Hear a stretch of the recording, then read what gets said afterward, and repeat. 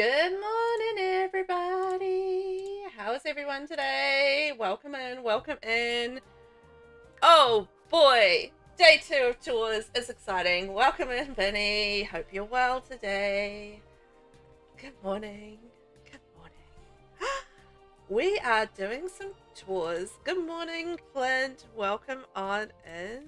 Welcome on in. I got your build all sorted. Oh, are you guys ready? Are you ready for it? Dun, dun, dun. Are you ready for it? I'm ready for it. I'm ready. Well, so what we're going to be touring today is a Velvet Mesh Shell 1 tours day number 2. So we've got our second lot of tours coming up. This is the original house right here. And it was a doozy. It's floating. It's got some weird flingy flangy things on the outside, and you needed to build it for a particular townie or an NPC. So that's pretty cool. And yesterday's builds were absolutely epic. Today's builds are going to be just as epic, from what I can tell from the thumbnails and stuff. I haven't looked at them in detail, but I fully expect I'm going to be wowed. Good morning, Ben. How are you? Welcome in. How's life in the days of Ben today? Evening times, right? Evening times? I am... What day is it? That's the state of my week. What day is it? It's Wednesday. Wednesday, 9 a.m. here. So it's so far so sunny. So it's not raining at this point. So, you know, fingers crossed. Good. Ben, I know it's morning for you, but it's 10 p.m. here. Yeah, getting nice and late, right? Good time. I'm going to dismiss the first lot of ads. We'll go snooze that. Snooze those ads. That'll give me 5 minutes.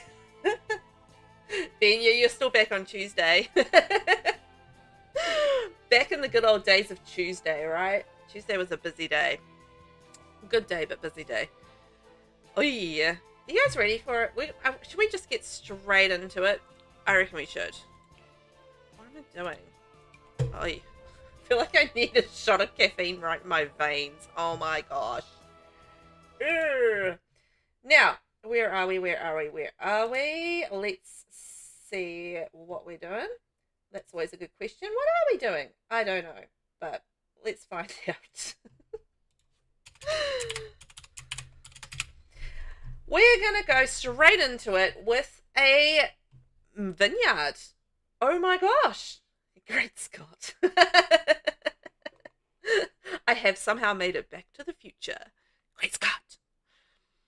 We are visiting the Merlot Meadow Vineyard, and this was created by SEEJAMIESIM. It's 2 bedrooms, 1 bathroom. Welcome to Tartosa, and a veritable vineyard with plenty of things to do. This home is good for a family or a couple if they're ready to work with chickens, bees, and bugs.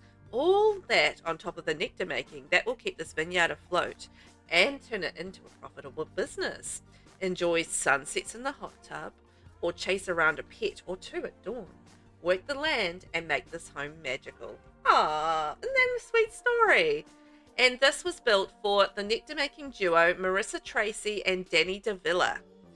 So yeah, I've placed this one in Tartosa because it just looks so beautiful in Tartosa. You know, a vineyard in Tartosa, I feel like, is basically just the perfect place for a vineyard. I mean, look at this. Look at. Oh, wow. So how was the rest of your days yesterday? I ran off and went to my son's play, and he did so well. Like, you know, 9 years old and up on stage in front of a whole crowd of people. Like, so brave. And, like, some of these kids, like, they're up on stage for an hour and a half, and they're remembering all the choreography. They're remembering all their lines. Like, it's a proper production thing. I was just, like, blown away. It's like these young kids doing all this stuff. I'm like, man, I'd be hard-pressed to do all this stuff. So it's like, yeah, wow, pretty amazing. So very impressed. Vinny, this build looks similar to the vineyard in Genshin Impact. Wow, does it? I mean, I'm not familiar with the game, so I'm not too sure about that. But if you say it's so, then I believe it's so. It's pretty cool, right? I love the way that the terrain work has been done. Like the terrain work going, I'm going to show you guys a top-down view. because I feel like we need a top-down view of this. So look at that. You can sort of see how it's been done in like concentric kind of circles, like bloom, bloom, bloom, bloom, like you've dropped something in the water and like the, you know, the water's kind of rippling out. And that's what that reminds me of. And it's done at like different levels as well, which is really cool. So yes, I think that is a lot of amazing work with the terrain, you know, with terrain manipulation, because, you know, terrain manipulation ain't the easiest.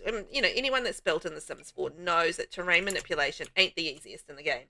So, you know, the work done there just to create that, you know, that layering up for the grapevines to go around the property is very cool. I think this is beautiful. Absolutely beautiful. So let's have a wee look down here. I love that there's not just the grapevines, but there's also some of the little wall grapey type things, technical terms right now, from Enchanted by Nature, and also a little bit from, is it? What's this one from? Base Game? I'm familiar with it. I was going to say maybe Cottage Living, actually, on that one. Let's see. Cottage Living. Yeah. Cottage Living. Okay. Ben, that's a very realistic for a vineyard. You've seen lots of them in France. Ooh, you've been to France? I say that I've been to France, but it was a day trip, to be fair. But that's cool. So you've been to like the fancy sort of vineyards in France and toured around the vineyards in France, because, oh my gosh, amazing. Wow, it sounds like a trip. Vinny, you dropped pics in my Discord in Sims pics if you want to see what I was talking about. Oh, in terms of like the game for the vineyard. Okay, cool. I will look at that a little bit later. Thank you, Vinny. It's really beautiful. I love this like little bit of stacking up here of the different, like you can see the different plants here. So you've kind of got the vines, the grapes, and like, you know, little bits from Enchanted by Nature, Eco Lifestyle. There's like a whole lot of different packs going on here, and in Cottage Living and stuff. And I'm very there for it. That's very cute. It's like a little cute sign. Ben, you've been to France at least 25 times. It's the next country over from us. Yes. Yeah, that's one thing I'm really envious of with people that live in Europe, is the just how in that sort of area of the world, just how cheap flights are to get around, to get to different places. And like, you know, you can go to like Spain and France and Italy and, you know, all of those sort of wonderful sounding places. And, you know, it's just like a short flight, or you can take a train. And I'm like, ah, so jealous, because, you know, I'm at the bottom of the world, and it's a several hours plane flight to get anywhere. And it's not cheap. It's like you're going to Australia. Yeah. I mean, I feel like Europe's even closer to the UK than that, though, right? I mean, it's like an hour flight or something. I mean, I don't know. It's like a three-hour flight to like Sydney, roundabout, from here. So yeah, it's not super close, and it's not super cheap. So I'm always jealous of that proximity, I guess. I love the way that this has been done with like the different colors mixed in around the vines and everything, and you've got like the insects obviously pollinating all the plants, and that's so clever. I love that. Yeah, the terrain manipulation is amazing. So Jamie's done an amazing job with the terrain manipulation. And, you know, you got like your little archway and stuff going in there, and just all the work done with the plants. It's not just like plunk, plunk, plunk. You know, there's some thought put into adding like some different colors and bits and pieces along the way, which is really cool. Ben, me and my family have driven around Europe, and I've been to basically every country in Western Europe. Oh, that's so cool. Oh, you get to be so cultured and see all the different cultures out there. Have you been to Tuscany and like seen a beautiful Tuscan kind of vineyard like this one? Ravi, hello, welcome in. How are you? How are you today? I hope you're doing well. We are currently touring SEEJAMIESIM's beautiful Tuscan vineyard for these two ladies over here. They're currently in the hot tub. Look at them. They're having a good time in the hot tub, and they're a nectar making duo. So Danny and names. Oh my gosh, names, Velvet. Marissa Tracy and Danny Davila. So those two here, this is their little vineyard, and they are having a good time in the hot tub in this beautiful villa. So not a villa, vineyard. I'm confusing my V words. And as always, I am streaming across 2 platforms today as well. So if you do hear me talking to people and you can't see them, oh my gosh, well that's why. I love this with the way that the barrels have been stacked around the side of the building. It just feels so realistic, and I think that's that sense of realism that's really making this build really sing. And also the way that, you know, the terrain manipulation's gone up, and that's taking care of the fact that this is no longer now a floating shell. It's grounded. It's good. Ravi, you're good. You're just trying to get Twitch to work, so popped on YouTube in the meantime. Well, you know what? That's smart. You knew I was going to be there, so you're like, I'll just go over there instead. Genius. But yeah. Either way, you got here. So that's the main thing, right? I love that. Thank you for being here. It's freaking awesome, right, Vinny? I agree. I love like all the details and just like the sense of realism from it. So you guys that have been a little bit more well-traveled than myself, Ben. Saying, you know, this looks like a French vineyard, which is like, oh, that's so cool. Or a Genshin Impact vineyard, as the case may be.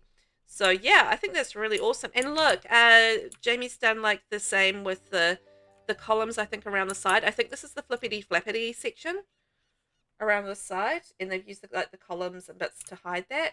So that's smart. Yeah. Look at that. The way they've done that with the barrels stacked up, and they've got the columns on the side. So that's the tricky little flippity flap section that I put in there just to throw you guys off.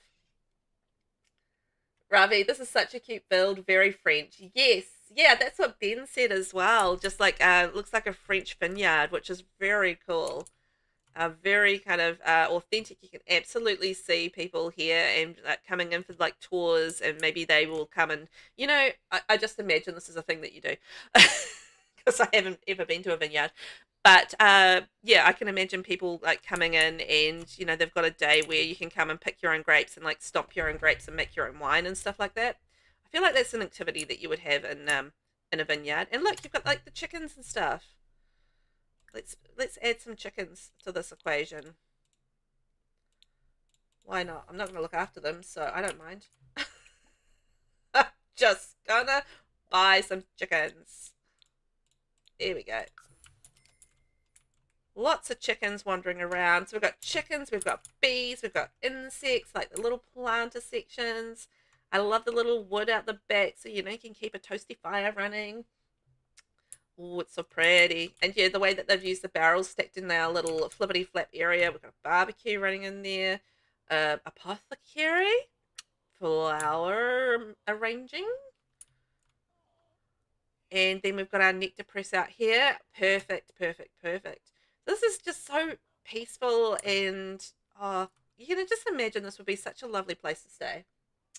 Thank you very much for the sub, Ravi. You managed to get it to work.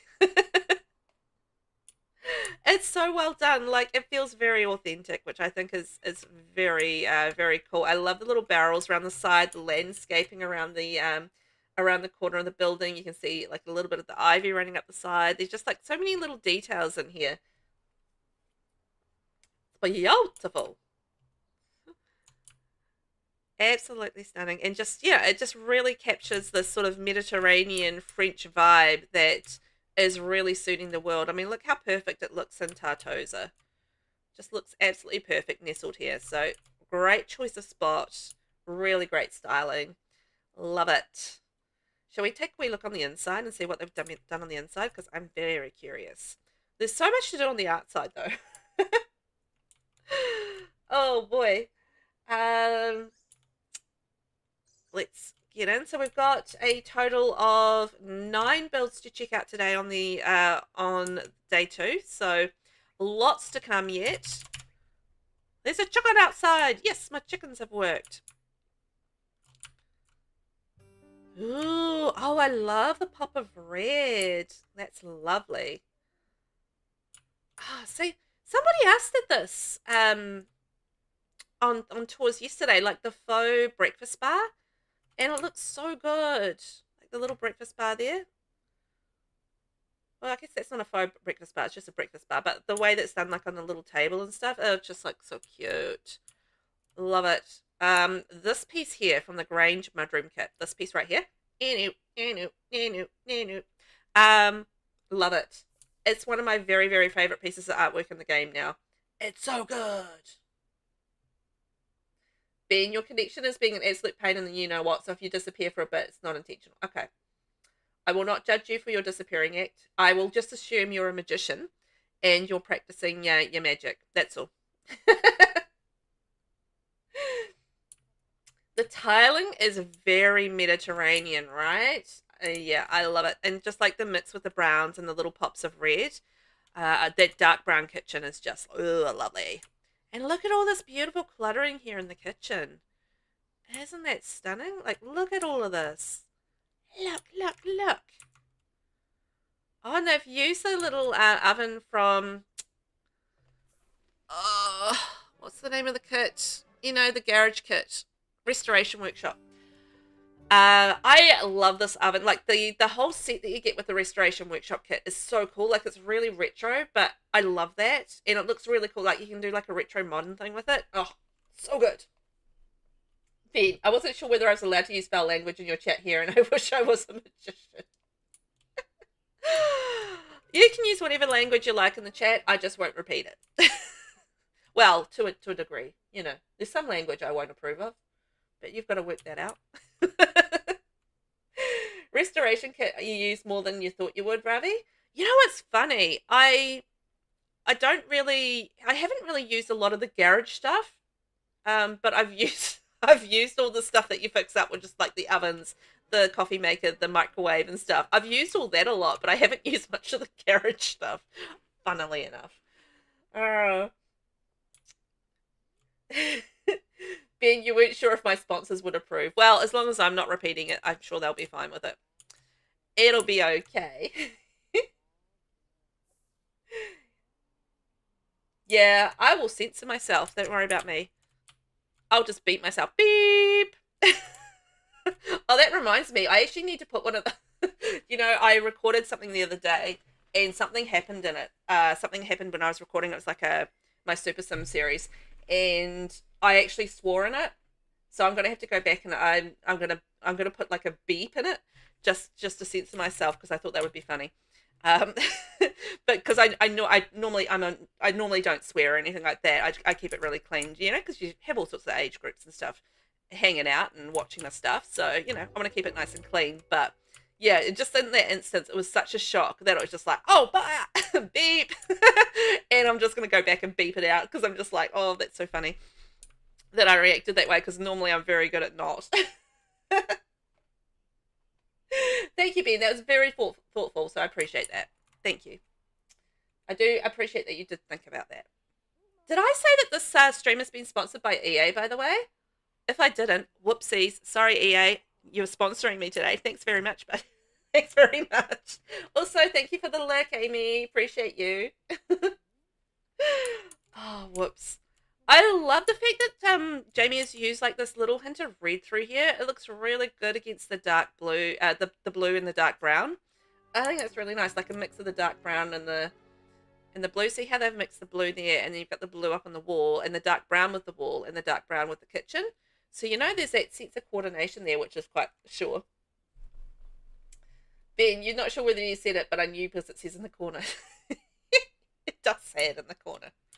I was good at remembering to put like the logo up, but I'm not very good at remembering to say it at the start of the stream, which is where I'm supposed to say it.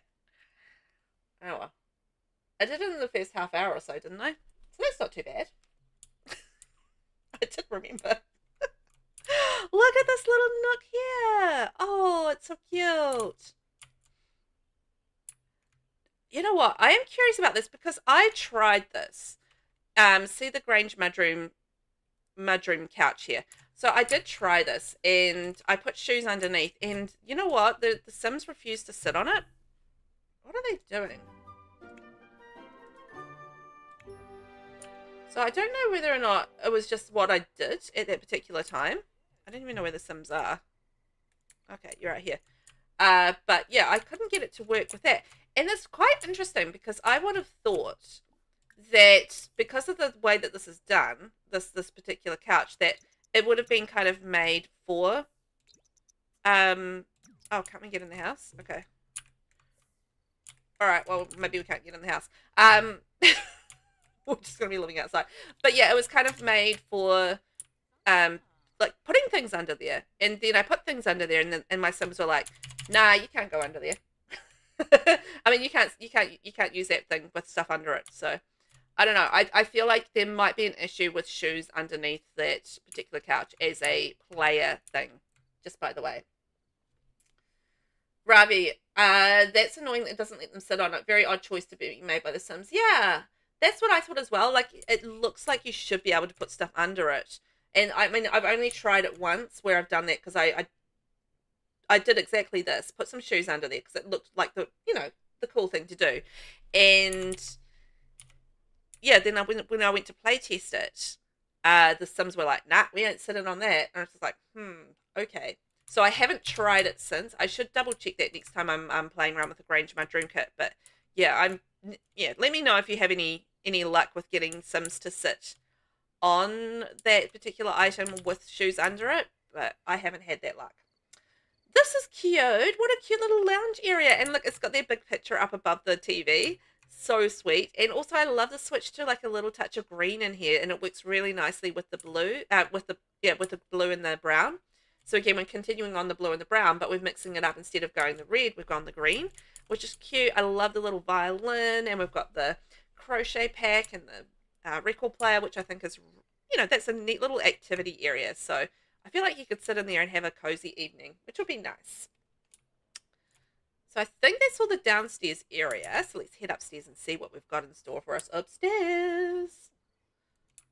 Ooh, more browns. Oh, with the red. Oh, that's striking, isn't it? That's really striking.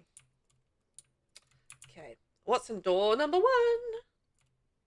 Oh, the mirror right there, and it all being on an angle, like really like made me feel like, how you can go into like those fun fairs and that sort of thing, and you go like, I don't know, these warped kind of things, and like through the use of mirrors and stuff, and it feels like you're kind of tipping sideways even though you're standing up straight. This is what that reminded me of walking in here, and I'm just like, whoa, I'm on an angle even though I wasn't on an angle. There's this place in Wanaka, I don't know if it's still there, but there's like a maze place in Wanaka, and they have that kind of, I'm sure they had that something like that for a while, where they like was this warped thing, and you walk in and like you felt like you were going on an angle. I think that was where that was. But yeah, they had this like really cool maze in Wanaka, and yeah, you can kind of go run through the maze. I've been there like a few times over the years, and yeah, I'm sure they had something like that there, but maybe I'm remembering that wrong. Wanaka is a town in the South Island of New Zealand, and it's kind of like a couple of hours, an hour or 2 hours drive from Queenstown, which is, yeah, they're both kind of lakeside towns, absolutely stunning, gorgeous. There's actually really amazing skiing in Wanaka as well. They have like the Cadrona ski field, and it's really, really quite lovely. So very good to visit, both in summer and winter, just to do Tourism New Zealand's job for them. Great place to visit. Look at all these cluttery things on here. It's so cute. Look how cute this room is. Like a little girl's cute little room. I love all the pink. Absolutely adorable. All of this clutter on this desk. Such a clever use of the space. And you got a bookcase. You've got a dresser. Little seat here. Like it's a little awkward size sort of room. It's kind of like a wiggly woggly sized room. But, I feel like Jamie's done a really good job utilizing that space to create like a nice, cute bedroom. I love it. It is cute, right? I love the pinks and the blues and the sort of the little touch of purples here and there. Great teenage girl bedroom, I feel like. Ben, I was just about to ask whether you got another sponsorship with your National Tourism Agency. It's like Tourism New Zealand. Oh, you wait until the Adventure Awaits pack comes out, and I mean, they haven't confirmed it's New Zealand as far as I know yet, but I mean, there's Rotorua, there's Waitomo Caves, there's Gold Panning, there's Rhys Darby doing the voiceover. It's so New Zealand. Yeah, anyway, me in that pack, and I'll be like so pimping out New Zealand with that pack. I'm not going to be able to help myself. Oh, I really love the tonal change with this bathroom. Like, we've gone like quite light colors for the most part, aside from the dark brown. But then you sort of come into this room and you've got like a darker vibe to it with the reds and the greys and the blues and the blacks. But I feel like tonally with that, you know, that blue sort of tone continues on throughout the build. So, you know, you can sort of see that. And then we had red downstairs as well. So, you know, I feel like that kind of does make a cohesive, oh, look at the ceiling, cohesive choice with the rest of the build. But it's just like tonally quite different. Yeah. I think so. A very modern sort of bathroom, which I think is really cool. Just a tonal shock to the eyes as you're touring through, and then there's like, you know, it's a switch in pace, which I think is great. You love the continuation of the brown too. Yes, I think that's one of those things you like. You have those when you are decorating, you have those underpinning colors to your build, and then that creates that cohesiveness, I think, too, when you're decorating. Even if you do like different colors in each room, you know, you have that underpinning color, and then yeah, that creates that sense of cohesion. Oh my gosh. Oh, I see. So the bathroom very much coordinates with this bedroom. Ah ha ha ha. I see. I like that. So then they've got the red and the brown walls, which coordinates with the, you know, the rest of the house, and then they bring in the black into this room with the blue, which is quite cool. I mean, you know, you guys know, I love, love, love, love a black furnishings. So, you know, anytime I see black, I'm happy. It just makes me, it's one of those colors in a house that just makes me happy. If I could have my whole house, no, I wouldn't have my whole house black. I would use black to pop out colors. Like, if I had the money to like fully decorate my house the way I wanted to decorate it, oh, I would have so much fun. This is why I build in The Sims. Because it's like fantasy fulfillment. Because I can't do it in real life, so I'm going to do it in The Sims. I think that's everything. That was so cool. So it's a little 2-bedroom. So we've got like a little single bedroom there, and then the double bedroom there, which is really sweet. I love the colors and the way that that's kind of being coordinated. And then we've got the 1 bathroom there, and then headed downstairs, living room space. We've got our bar and kitchen and little breakfast bar. Oh my gosh. Well, look at that. Isn't that cool? So pretty. Could I get some snaps in chat, please, for SEEJAMIESIM? That was such an amazing build. Like, the landscaping was just top-notch awesome. What a beautiful concept, and it just the perfect lot to put it on. If you guys would like to download that, that is the Merlot Meadow Vineyard, and that's by SEEJAMIESIM. 2 bedrooms, 1 bathroom, 50 by 50 lot. And yeah, it uses a few packs. So you might need a few packs for that one. But hey, it's gorgeous. So impressive, right? Very pretty. Ravi, you're a big fan of black when decorating. It's my go-to, and I have to stop myself from doing it all the time. Right? Same here. Like, if I could have like black and like red, or black and white, or black and cream, or black, it's just give me all the tones of black, and I'm just so there for it. Hi, Kristen. Welcome in. Hey, Lost. How are you? Welcome in. Oh, that was so good. What a great way to start. Welcome in, everybody. Now, we are next going to be going... Where are we going to be going next? That's a great question. Ravi, shall we go see your one? Let's go to Mount Komorabi, hey? And then Clint and Lost, we can see your ones next as well. So we'll pop you guys on the list since you're here. That'll be good. Off to Mount... So I feel like we're going opposite worlds. So we're going like from the sunny shores of Tartosa, and then we're going to the wintry wonderland of Mount Komorabi. I feel like that's exciting. Oh, you know what happened? The Sims died. So I put the whole family in here, the Nishidakis, and 2 of them are elders, so they died. I kind of had a feeling this was going to happen. I was a little worried about it. I was like, oh, I feel like those elders are not going to make it. But anyway, we'll just replace them.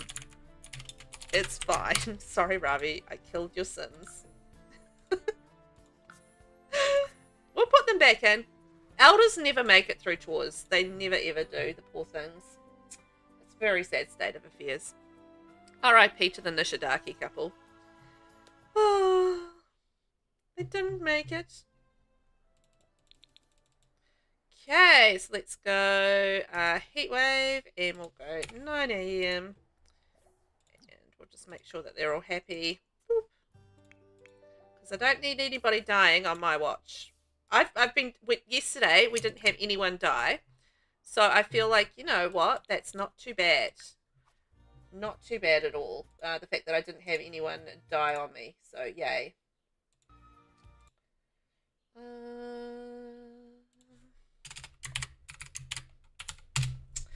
So, our next build, if I bring up the thing,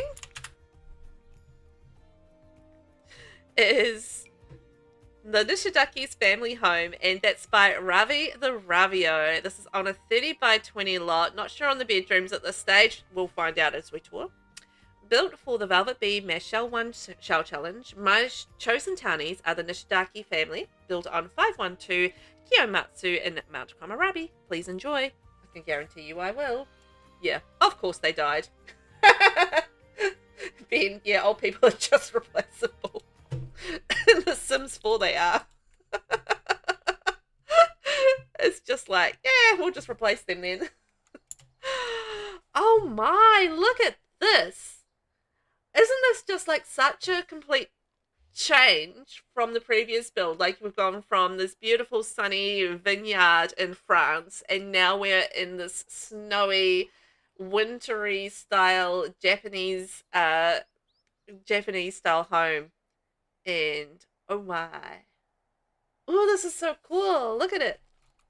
I love that you've done like this little gazebo pergola style area at the front. That is adorable. I mean, look at this roofing. Fantastic. Amazing. Ravi, can you tell I'm over summer and ready for winter? I love that. I love that. You're just like, I want to be over it, and give me some cold, please. Whereas I'm going in the opposite direction. I'm going from the cold into the warmth, and I'm ready for a little bit more warmth in my life. Ben, this looks like it's in the colder area of Japan, like Sapporo. Yeah. Yeah, it does, because, you know, they have like different sort of colder mountain regions and that sort of thing, don't they? And it looks gorgeous. Like, the styling on this is absolutely stunning. I'm stuck in a tree. Okay, hang on, tree. Get rid of you. There we go. No, I didn't get rid of you. Get out of the way, tree. Why aren't you moving? It's an unmovable tree. Normally they can fade out because of like the camera, but apparently we're not going to do that today. All right, that's fine. But yeah, this is gorgeous. What a great placement of it. It just feels so perfectly placed. Kristen, what is the Mashup Shell Challenge? Great question. So I have a shell challenge that I present, put out there in the world every month, and basically it's a shell. So the original shell is this one here. So I put this up on the gallery, and I give you guys some guidance as to what the inspiration is. So for this particular shell, your inspiration was the townies out in the world, or the non-player characters. So you could choose any character or characters that you would like to build the house for, and you make the house look like something that they would want to live in. The trick with this one was also that it was floating. So because I've had a couple of shells in the past, so one was a floating shell and another was a townie shell. So I've kind of done like a mashup of those two shell challenges into one mega shell challenge as such. So that's what this is. And so we're just touring all of the builds that everyone have done for this shell challenge today. So, or day number 2 anyway. That's okay. I've got a new shell challenge out now, so if you want to take part in the shell challenge, do a little bit of building, I've got the Seasons shell challenge out now on the gallery. So it's a Season shell challenge, and it's under my gallery name VelvettB, or hashtag #VSeasonShell. So if you want to ever take part in the shell challenge, I do those every month, and yeah, that one's the new one up for the current month, and that'll be toward next month over as we're doing here across the 2 platforms. very exciting. So everyone has done really well just to not make this shell look like it's floating up in the air and like have really connected to the ground, which I think is really clever. So I love the way that you've done this, Ravi. There's like sneaky things under here. What's under here? Ooh, water. Look at that. We're floating above the water. There you go. Ben, you like that? Some people would have just ignored that, but you took the time to explain. Oh, you're welcome. I think it's, you know, if there's a genuine question, I'm more than happy to answer it if I can. I don't always have the answers to everything, but in that case, I did have the answer, so it's good. And I think, you know, if you know, there might be people that want to take part, so you never know. This is gorgeous. Like, I love this little pergola. The fact that you can just sit out here in winter, you know, absolutely gorgeous. Like, imagine sitting here and you're looking out at these views. Like, look at these views. You've got the ski field just over here. Like, you know, you can sort of see going up there towards the ski field, I think. And, like, you know, you've got, like, little outdoor areas where you can walk and you're just sitting here and it says, yeah, there's a ski field there. And look, the gondola going up. Look at that. You're just sitting here and just got such awesome views. Ben, some people are just jerks. Yeah, that's true. You're not wrong about that. So, what a great choice of lot for this as well. You know, such a cute view. And the styling is so on point with this. This was like a limited pack build. Sorry, I got distracted for a second. I was just thinking about the packs. Because I can see Enchanted by Nature and I can see Snowy Escape. And this was limited pack, wasn't it, Ravi? I'm sure I saw this was limited pack. Oh, no. I imagined limited pack. I 100% imagined that. Not limited pack. But boy, oh boy, gorgeous. I don't know why. I remembered in my brain that I thought limited pack. Yeah, not with you. Fair enough. I mean, if you've got the packs, why not use them all, hey? Ooh, I love what you did here. Look at that. Ooh, gorgeous. Because we had these little flippity flap bits on the shell, and it's just, I was honestly intrigued what people would do with the flippity flap shells, because I thought, this is going to be tricky. Ravi, always use all of the packs. Hey, you pay for all the packs, use all the packs. That's the motto, right? Yeah, I love the way that you've used that little fancy trellisy thing that you get with Snowy Escape around the place. It looks so good there. And yeah, the little sticky out windows, perfect there as well. And I love the little wraparound balcony around the house too. That's awesome. Ooh, look at it out here. Styly. Oh, it's just so, look, it's just like a little winter wonderland, isn't it? Yes, I did say flippity flap. Flippity flap, put a pancake on the stack. Flap my jack. Something like that. Something like that. There's a song that I picked up from, I'm going to say whose line is it anyway. And it's something like, flippity flap, put a pancake on the stack. Flap my jack. But I can't remember it. It's such a Velvet phrase. You love it. I don't know. These things come out of my mouth. What can I say? Ravi, you went with a simple landscape so it fit in with the lot. Yeah. You know what? And I feel like the sort of the Japanese style or the Japanese aesthetic really does lend itself to simplicity because they're very much sort of minimalist styling and something that really celebrates each of the different individual items without having too much clutter and that sort of thing. So I feel like aesthetically that really suits the style of the build to go in that simpler route as well. And because of all the snow, I mean, you don't need too much, do you? Just because of the snow. What's going on here? Hang on. I'm spied something here. Oh, it's a little workshop area. Oh, that's cool. So we can do like some little bit of fixing around the place. Isn't that a cute little detail? Look at that little detail. And we were just talking about the Restoration Workshop kit as well. And that particular item is from the Restoration Workshop kit. So, haha, there we go. Love it. And I also really appreciate the fact that you've done a vertical sort of slat theme around the place. You can see that in the doors and you can see that in that slat wall that you've done. So, that consistency with the with the styling on the exterior. You can absolutely see it there, which is awesome. I'm gonna get stuck in the trees again, but yeah, it doesn't need a lot outside. I feel like, you know, its beauty is in its simplicity, and that's very much the Japanese style and aesthetic. So, you know, that's absolutely perfect for that. Stunning. Consistency is key. It is. It is. Otherwise, you're looking at, well, I think that the reason that you be consistent is, and we were just talking about this with the last time, is that, you know, it's about cohesiveness when you bring the whole look together. So, you know, having those little points of consistency throughout the build does make a difference. You know, and yeah, just having, as we're talking about the underpinning color, you know, creating consistency and cohesiveness on the interior, and it's like those little details on the exterior that really, you know, help bring it together as a cohesive build. Yeah, 100%, 100%. Oh my! Oh, this is so pretty, Ravi. Oh, this is so pretty. And it just really dives into that aesthetic, right? We were talking about that just a second ago. Minimalist, like really just having focal points in the home and just really celebrating each item as being beautiful on their own.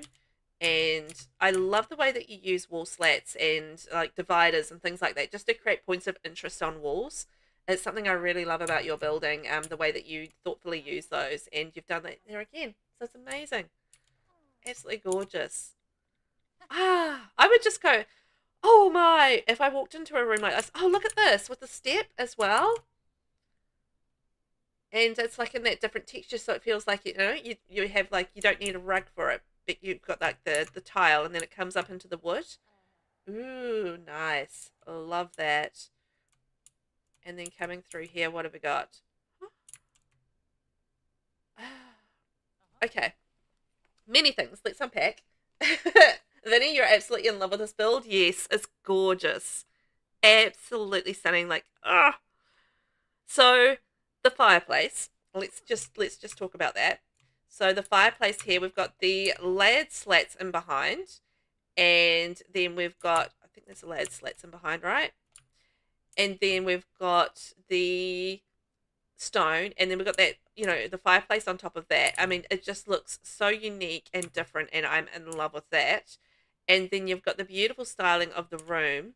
So, you know, we've got a lovely L-shaped couch, the dark wood with the white and the creams. Stunning. Also, great choice of the curtains running through there. It gives the illusion of privacy without, you know, compromising too much of the view, which is great. And also using that divider, because that divider, I mean, when you look at that divider, it just works with the rest of the room and the rest of the styling with the doors. And yeah, I love it. Lost. Mine is going to be such a dump compared to these beauties. Did you? You had the werewolf one, right? But yours is completely different aesthetic. So, you know, it's not going to be a dump either, by the way. It's just going to be a completely different aesthetic. Yes, the Lou Howell one. Yeah. So it's going to be completely different. And you've got that different inspiration. The Nishidaki family, I feel like, are absolutely perfect in this house. Oh, this is so beautifully styled. Like a little study as a connective tissue. And then that takes us through to the kitchen/dining areas. Love that. Beautiful kitchen. Great choice with the for rent counters, by the way. Yeah, exactly, Ravi. It's not true. All the builds have their own beauty. This is really making the most of each angle. I think it is. It's just I love the flow of the house. It's really going around, and you know, it's got a really nice flow to it. And again, that's, I feel like it's kind of leaning into that Japanese aesthetic where, you know, it is, you know, thoughtful about flow and you know, how you organize your house and everything like that. So yes, I love, and bringing in that stone wall again, just like those little points that really create that consistency throughout the build. And yeah, that stone that we had in behind the fireplace is in behind the kitchen as well. These guys are so sweet. They're busy like, oh, hi. Mwah, mwah. Aren't they adorable? They're busy in front of their teenage possible daughter. I'm not sure. I think that's her daughter. They must have had her late in life. Anyway, they're busy being smoochy smoochies. So that is such a cute space, and again just using like those wall slats so effectively. A drop down, we've got like a little tile effect, and then that takes us out to the back door. Beep beep. So you know, it's those little details that really do make, you know, the build pop. Just bringing in things like that. Yeah, their daughter. It is their daughter. Okay. I was thinking, yeah, because I think she's a teenager and they're elders, so it's kind of like a late in life thing. Nothing wrong with that. And then that takes us through the beautiful dining space. So lovely. I love the way that you've done those little drop down sections for the doors. I imagine because you had the, did you have, no. Okay, you've just lifted it out throughout. Love it. Sorry, I'm just figuring out what you did. And this cute little table, and just like the cream, the white, and the dark wood is such a beautiful combination. You've done it throughout, and it's just all so beautifully coordinated. But you know, there's like heaps of different packs throughout this. You know, you can see all the different kind of packs coming into it, but it all looks like the same. You know, the same, which is awesome. Clever building. Okay, I think we've done all the downstairs, so let's head upstairs. Ooh, what have we got upstairs? I figured bedrooms and bathrooms is my theory. Ooh, sorry, it's a little speedy, so I've got to try and control the camera as best I can. As soon as you get past the second level and it goes up to a third level, it's just like speed central. It's like, calm down, camera. But it is what it is. I love this little seating area. Oh, look at it. I'm going to have to do like a build where I go ham and use all my packs. I've been doing too many limited pack builds. I need to go ham. I'm feeling the need to use all my packs on something. I don't know. Get some time to build. I love how this, like, yeah, this mirror just like reflects the room, and it kind of feels like, you know, it just creates this illusion of space here. Yes, go ham. I will. I'm like pull them all out of storage and be like, yeah, I'm just gonna use all of the things. Might have to build a big mansion. Oh, look at this. Oh, the dark blue. Oh my. Oh my gosh. Oh my gosh. Oh my gosh. I love this. I don't even know what you've done, but I love it. It looks like what have you done? I'm checking it out. I'm curious. Sorry, I'm being nosy right now. Gonna pull apart your build. Don't worry about me. I was gonna say, I think that's shelving, right? Aha. So you've stacked up the shelving. That's so cool. And to create that like kind of look. Nice. Nice. That's what I thought it was, but I was like, ooh, what shelves is that? This is why I do these things. You know, this is why I do tours. I want to pick apart all of your brains and get all your clever ideas and steal them for myself. I mean, that's what builders do, right? We watch everybody else's builds and be like, stealing. I love that. I love the fact that you've built this yourself and just created something like really funky. And it looks fantastic. It looks like, you know, a whole lot of, you know, storage space there. And that's what you'd want, right? Look at that. Oh, and then that's kind of reflected in the little area in behind the bed too. Oh, I love it. And it sort of serves as a headboard. That's so clever. And then the little divider here with the windows. And then that takes it through to a little ensuite. See? That's so smart. What a smart use of space. And then you... Okay. You'd like to adult now. All right. I suggest that you don't. And then that takes you out here to a little hidden space that you didn't realize you needed. It's got all your skiing stuff and your yoga stuff. It's like a little storage nook under a roof. Right? All of the details. This is so cool. I love the flow of this. So you've got like a little storage space and you've got your bedroom. You've got all your things that you need in your bedroom, and then like an open space that takes you through to the bathroom with your shower toilet, sink and everything you need there. Like little details, but man, it works. Such good flow. Eee, this is amazing. And I also the color is great. Plus it also suits, what's her face? The girl. Don't ask me names. The girl, the Nishidaki girl, the teenager, because she's all blue, right? So that totally suits her. I'm sure I know her name. I've just forgotten it. Oh my gosh, and that detail across the wall. Again, just using the shelves and that little slat wall thing to create that detail. Oh, I love it. So that's just using is it the curtain rails from Desert Lux? And then that little slat wall thing from Snowy Escape. I think that's what that is, right? Oh, and it just, again, I want to just go back to the fact that outside of this house, outside the house, right? What Ravi's done is used vertical slats all over the place. And then when you come inside, you get that same thing happening on the interior. It's been in different places in the interior. And and you can see that in the furnishings and that sort of thing. And it's just bringing that consistency and those little features that just like pop, pop, pop, pop, pop. And, it's whole cohesive build, which is cool. Yeah, what's her face? You know her. You know her. The chick that's downstairs wearing blue, that one. So, that's just smart building. And yeah, it just like brings in just a whole look throughout the build. And it's just like that little detail like that really does make it pop. So well done, Ravi. Well done. I love it. I love it. Like the grey and the brown in here is just stunning. And then you sort of see that in the clothing and the shoes and that. And then again, we've got like the open little ensuite, which I think is really cool. We've got our, all the little bits and bobs that we could possibly need in here. Bits of clutter, and we've got our toilet rolls. Ravi, I'm really glad you can notice those details because you don't even know if it's just me going overboard. No, you're not going overboard at all. You're going right on board. You're right on board. It's perfect. It's perfect. I absolutely love it. I think you've done an amazing job with this, and yeah, well done. Well done. I'm just gonna double check that I found everything because I'm not sure. Lost, it's great. Yes, I agree. It is fantastic.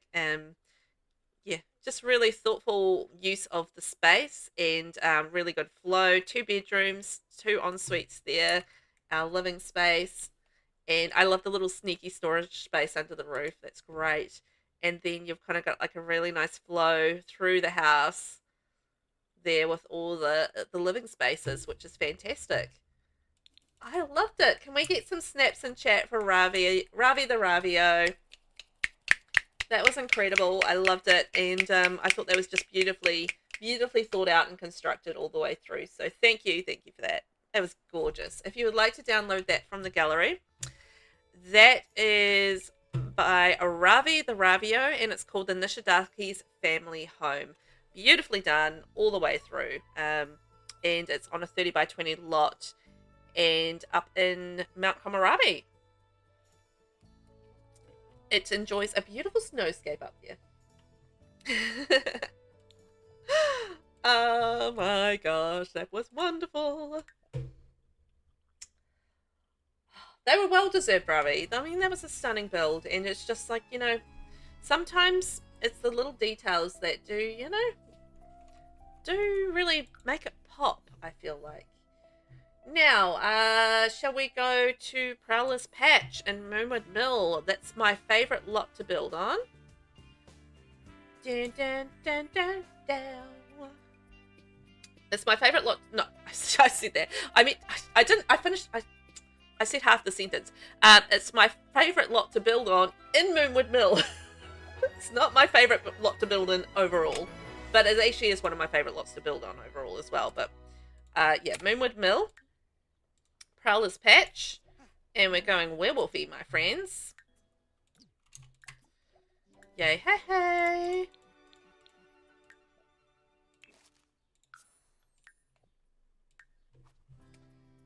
Where are we at? 5733.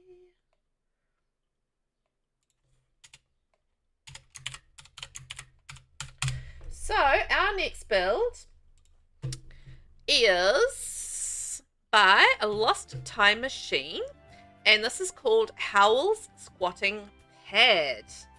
Ooh. It is on a 30 by 30 lot, Prowler's Patch in Moonwood Mill, 1 bedroom, 2 bathrooms.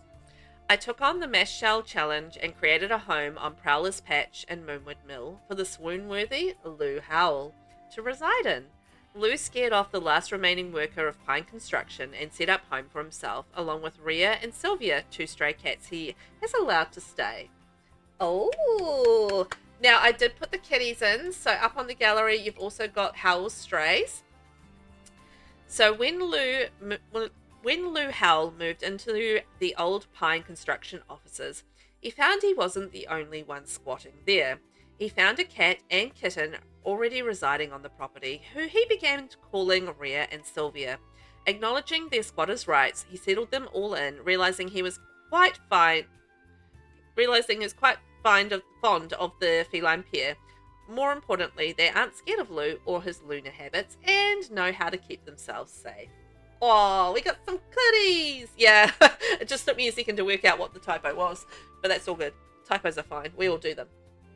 We all do those. So we've got Lou Howell and his stray cats, Sylvia and Rhea. So this is Rhea, and that's little Sylvia, who, they're adults now. They've kind of aged up a little bit.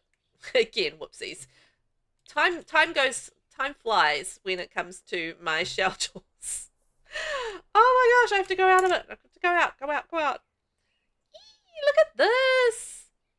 Isn't that cool with the crane on top? It feels very industrial. Very industrial. Love it.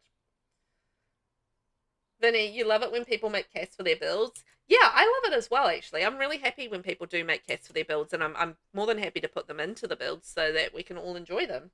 Ravi, you love this already? So do I. I love the story. I love the industrial vibe. The crane in the background is very cool, and it absolutely does not look like Moshell. So perfect.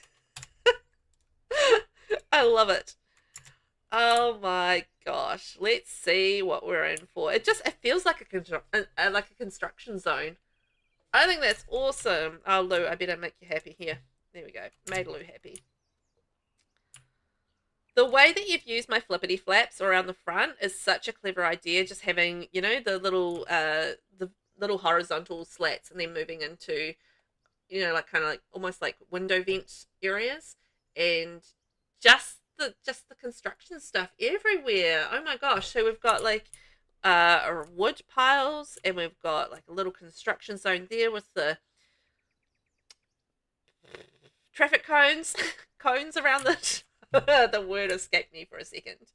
And you know, we've got the craney thing, cats running around, a little bit overgrown, bit of graffiti, all the different colors as well. It just, like, you know, a little bit, you know, more graffiti on the outside, and it just really feels like it is a construction zone.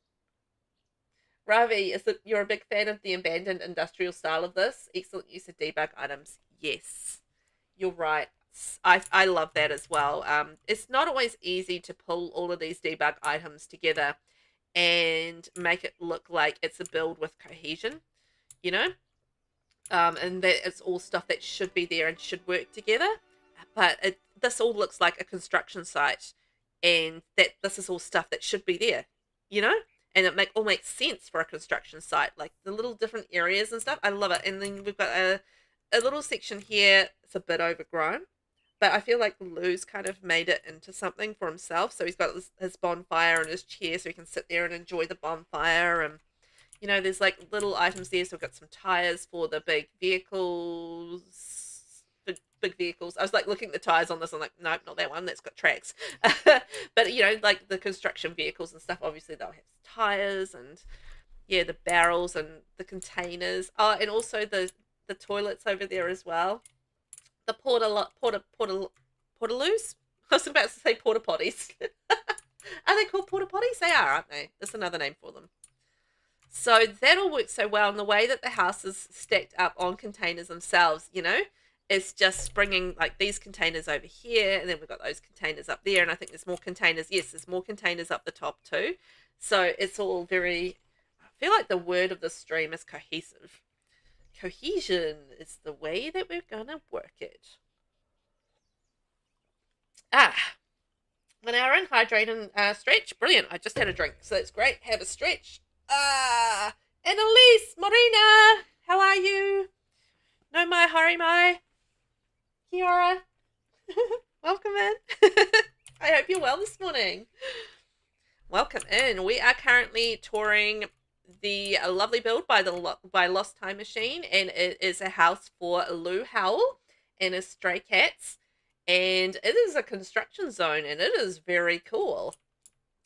So I am very impressed. Like, some of this debug I've never used for anything, so I'm like, eee, this is cool, right? It's incredible.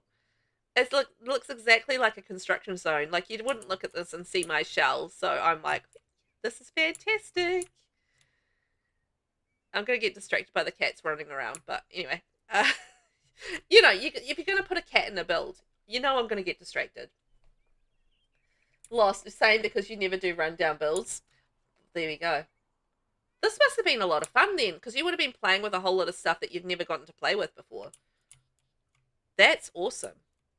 I'm excited for you that you got to play around with all of the stuff that you hadn't built with before, because it's just like, you know, you kind of diving through, you know, different debugs and bits and pieces, and you're like, oh, that could work, and that can work, and that can work, and it's like, oh, I didn't even know we had this in the game, right? So I feel like, you know, that's very cool. Vinny, speaking of cats, make Velvet meow. Okay. Meow. Meow. Meow. There you go. I throw in some purrs afterwards. Oh, there we go. Lost Time Machine. It was fun. Yeah, I bet. I mean, because you're going to have this whole repertoire in your brain of, you know, items that you can work with. And now that you've kind of done like a rundown build like this, you're going to be, you know, thinking of other builds that you can do in this sort of vein as well when, you know, the opportunity strikes. And yeah. Vinny, oh my god, that sounded like real cat purrs. Ben, Velvet, you can make an absolute fortune if you did ASMR. Just sitting there purring for 2 hours, you reckon? Yeah. I may have practiced that. I do it. I may do that to my cats. Not gonna lie, I do. Oh, look at all the details here with like the little air conditioning unit, and it's kind of broken down, and we've got the broken windows, we've got the holes in the roof, and kind of like the patched up roofing, and like the corrugated steel and stuff on the outside. We've got the fire sprinkler system, the lights. That's perfect. Just so perfect for this build. It really is. Oh, the outhouse! Yes! I have not even used this in a build yet. Well, I've got to do like a rustic cabin or something, so I can use that as an outhouse. But this outhouse, yay! Awesome. So glad you included it out here. That's perfect. Absolutely perfect here. Ben, of course, trying to converse with them in their native language. That's exactly right. My cats love it. I talk to them in cat, and they're like, yeah, we love this. And I do like the slow blinking at them as well. And they're like, yeah. I think you're getting a scary insight into my life right now. The fact that I spend way too much time talking to my cats. Vinny, I love the outhouse I used in my Wizards build. Yeah, it's really cool. Like, look at the little kitty here, sleeping on the log. Yes, I remember that. You used the outhouse in the Wizards build as well, because that just came out with the Nature's Calling event, the outhouse. So, yeah, it's the perfect time to use it in this build, gotta say. Perfect time. And look, we've got the kitty sleeping on the log. Oh no, what's happening here? Stinky kitty! Oh dear. I think that's the kitty that needs to clean themselves. Oh, they're licking their butt. Okay, that feels too real. Oh dear. They're probably like, why does this one cat look so different to us? Probably. I'm definitely a sense, we've got a, I don't know what the word is. I don't know. They just got a sense of curiosity about me and the things that I do. And they're like, why are you doing this to me? Why? But I do draw the line at doing the, you know, butt sniffing or anything like that. Ain't gonna share smells. I think we'll avoid that one. Yeah, this is so cool. I love all the different colors and everything on the exterior too, you know, and the way that the containers have been used to create that motley kind of effect, like it's mismatched, and you know not everything is matching, and you know we've got the different corrugated steel colors, and you know the different colors with the containers, and then you know things like the little bits of graffiti, and it's like a little overgrown with the grass and the big stump out there that's maybe like a big tree that's been cut down at some point during the construction process, and you know all of these things. It is fantastic. I mean, look at all like the little details up here, a little bit overgrown, and like the graffiti, broken windows. Ah, so good.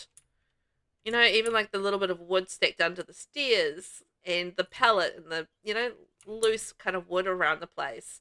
Look at the choice of the column there. Fantastic. You know, little bits of machinery. It just really does feel like it's in a, you know, abandoned construction area that they can, yeah, live in, which is cool. Vinny ain't gonna share smells. I ain't gonna share smells. No. There's one thing I won't do. I won't share the smells. And I won't lick my cat either. I have limits. Ravi, aesthetically it works so well, captures the rundown vibe. Yes, absolutely it does. It does. It's really awesome. I want to see what's been done on the inside, because the outside really is the perfect vibe. Oh yeah. Now we're talking. Look at this. We've got the fuse box, little bits of moving things, cluttered, mismatched. Uh-oh, some werewolf mishap claws. Exit arrows, love it. And also like the choice of the wallpapers for like, so it's like in the container. Love that. Boxing stuff. He's kind of just like moved in his bits and pieces, and this is like the kind of vibe that I would expect, like, you know, kind of run down but broken down. It's going to be like, you know, little bits and pieces that he's kind of cobbled together out of materials that he's found, or, you know, old pieces of furniture that he's found around the place. You know, he's very much, we're doing the squatting thing here, right? We're squatting in a kind of a construction zone, and this is cool. Like, you know, all the werewolf kind of, I'm changing and I'm angry and I'm going to swipe at the floor, you know? And people in the past have come in and they've graffitied the place, and, you know, why not use it as a bit of artwork? So it used to be a construction office, and now it's his house. Oh, look at all this grime and all the details with the flooring and the muddy paw prints from the cats. Ah! Yes. Love it. Lost, he's definitely throwing raves here. Oh yeah, I think so. There's it feels like this would be a really good party place, particularly for That's so good. That's so good. We've got a potty place for the cats. So that makes the muddy footprints all that much more the better. Like muddy footprints leading to their little litter box. Oh. Are we sure it's mud? I was going with the nicer option. I was hoping for the more positive option, Vinny. And then, oh, I love the way that you've done a shower pillar. That's a cool idea. So using a debug pillar and putting the showers on it to create a shower pillar. Ooh, smart. Love that. That's a cool detail. Look at it. It's all grotty on the floor. And we've got like, ugh, spiders. Ugh. I'm not a fan of spiders. And some towels. He's got himself some towels somewhere. Yeah, that's awesome, right? I love that idea. Oh yes, I see the splotches of bunny ears mud. I feel like cats are neat enough that that would be mud. This is my feeling on it. But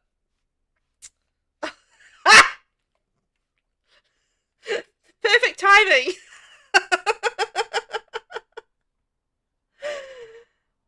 This also isn't Lou's bathroom. Oh no, well Lou's got his outhouse outside. Whose bathroom is it then? I mean, I know it's the cat's bathroom because they were just in there. Thank you for clipping that, Vinny. That was kind of perfect timing. Like the cat just being in there doing their cat business. So whose bathroom is this for the rest of it? Oh no, you mean he has another bathroom upstairs? Okay, he gets an ensuite. Okay, lucky Lou. Lucky Lou. So the cats get the downstairs bathroom. Oh, we've got a ladder going up. Okay, okay, that's cool. And Lou gets the upstairs. All right, fair enough. And then the potty is going to be the porta potty. The outhouse is going to be for the friends, right? Coming over to visit for the rave, and they're outside. They're doing the fire dancing. They're like, just go use the outhouse rather than come inside. Ooh, so funny that we were just bringing up the restoration workshop kit earlier, and then we've had it in the last two builds.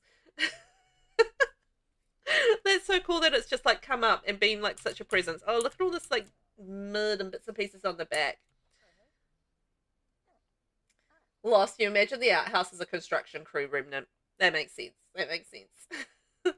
I get that, because they always have those like, porta potties and bits and pieces from when they do construction. So that makes total sense for me. Aha.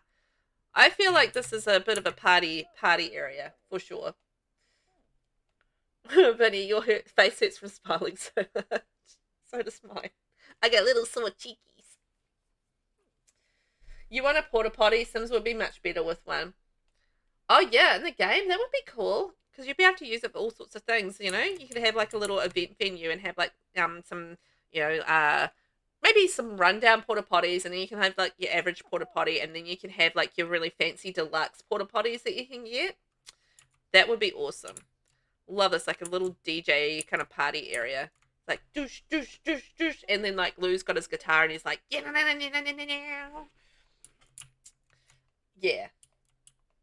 Ravi, the choice of all the rundown and worn furniture works together perfectly. It really does, right? Like all of the little, like, choices of the different, like, dirty furniture and, like, things on the floor and, scuffed things. And, yeah, really great choices. It really suits the aesthetic of the build so perfectly. Vinny, yes, in game. No, I don't want an in real life one. My dad tipped me over in one as a kid. It was clean. Oh, not an ideal situation. Oh, look, Lou's in here. This is Lou's little office. Look at him. He's on his laptop. Lucky Lou.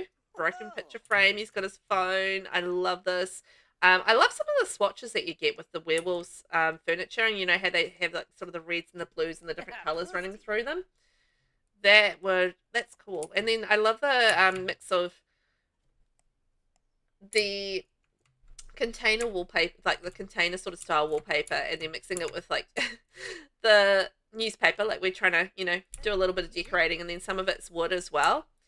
And I feel like yeah, that's the area with the corrugated on it. There we go. That's awesome. So he's got like his little office / workout area here. Great choices. Like it's all working so beautifully together. It's definitely giving off the rundown kind of vibes and the squatter kind of vibes. This is his place. So he's run the others off, but he doesn't have a lot of cash for all these things. Bubble machine, bubble blower, love it.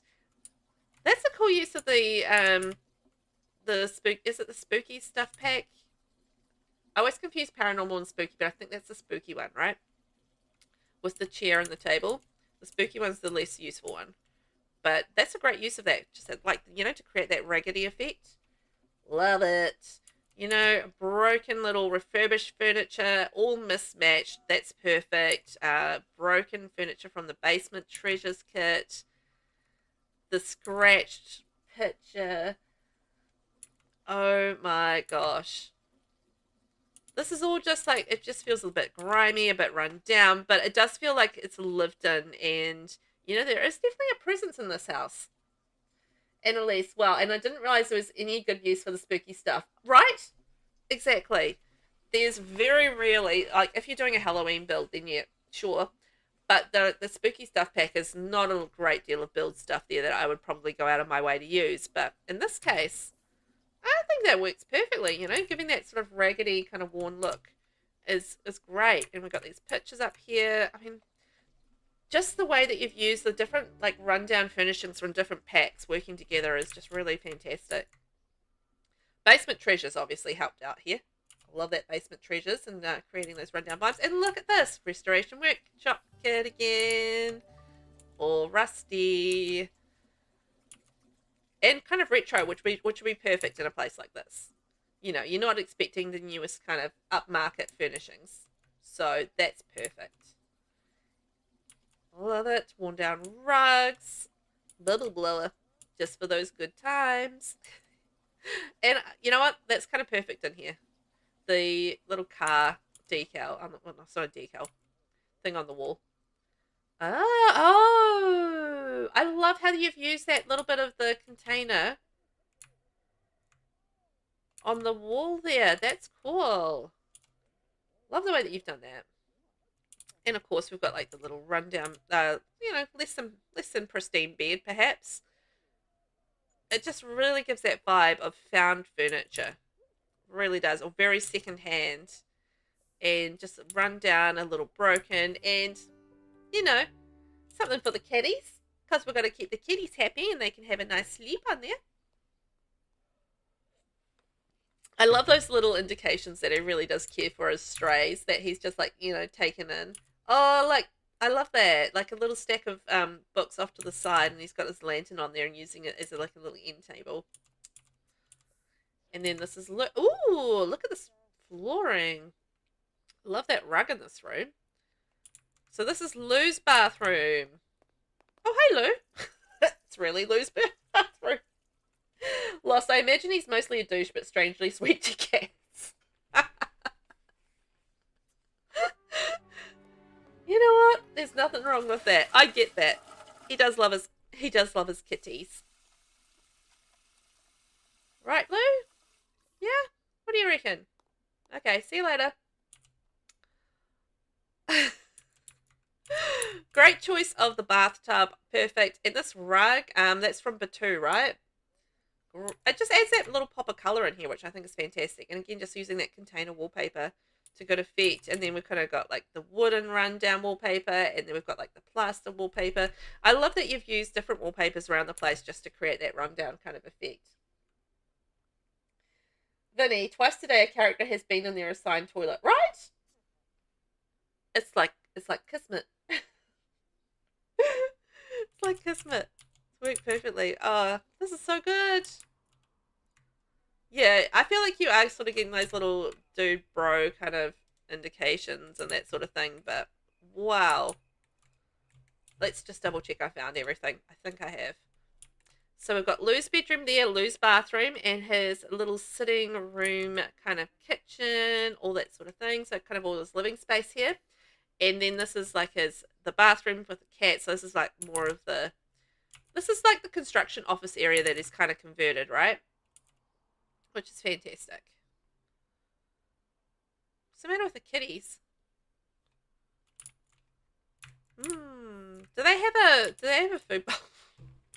Me just taking care of the cats. I don't know if they have a food bowl. Let's add a food bowl. Did you put a food bowl in, Lost? I'm just going to throw one in here just so they have something to eat. Because I can't help myself. Yes? Ah, where is it? Can't find it. I want to feed the cats. Food bowl, where are we? It's upstairs. Oh, okay, perfect. Near the kitchen, because that would make sense. Oh, yeah, it is right here by the kitchen. Okay. Cool pet to eat. Here you go. Cool. Cool pet to eat. Oop. 3 hours. I'm getting distracted. I'm feeding cats.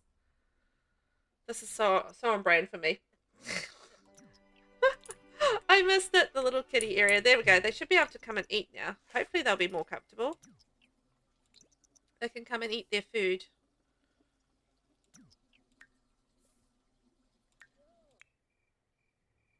Okay. Alright, well, this. Alright, I'm moving to get out of here before I get distracted playing with cats.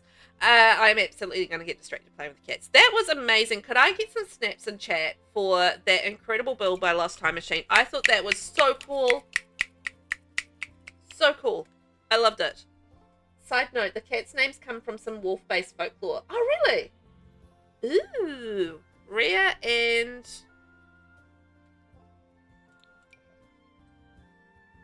Sylvia. Ah. Trying to think if that's familiar to me. It's tapping on my brain, but I don't know why. That was so good. Such a great build. If you'd like to download that from the gallery, it's Hal's Squatting Pad, and it's by Lost Time Machine. 30 by 30 lots, so it goes on Prowler's Patch and Moonwood Mill. And if you're looking for a rundown industrial sort of style build, this is perfect. So good. Mother of twins, Romulus and Remus. Oh. Aha. That's what it is. Good to know, right? Love a little bit of folklore. That was so good. Thank you.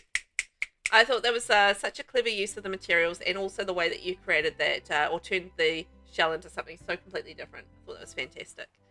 Love it. I love it, love it. So I guess Clint is going to be up next. Is Clint still here?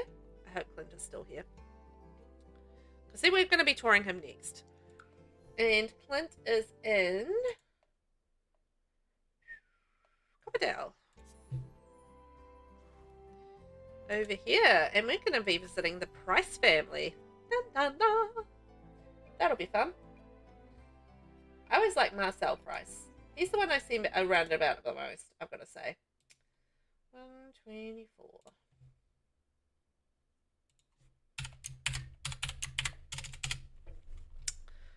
Let's go and give ourselves some beautiful sunshine.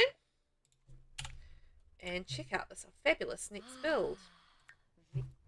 So our next build is the Price family home. And this has been created by CLINTWAFFLENOW. There we go, Clint. And this is a 30 by 30 lot, 3 bedrooms, 2 bathrooms, and limited packs. This is the limited pack build that stuck in my brain. Okay, limited packs in this. So welcome to the Mash Shell Challenge by VelvettB. I recently acquired the high school years pack, which inspired me to scrap the old house I originally made for this challenge and start over. Oh my gosh, you did it so quick, Clint. This lot can be placed on Bridge Creek Drive, where the Price family home originally was placed. Kevin is still thankful to have a roof over his head, but he preferred when there was more room. Oh, I love that.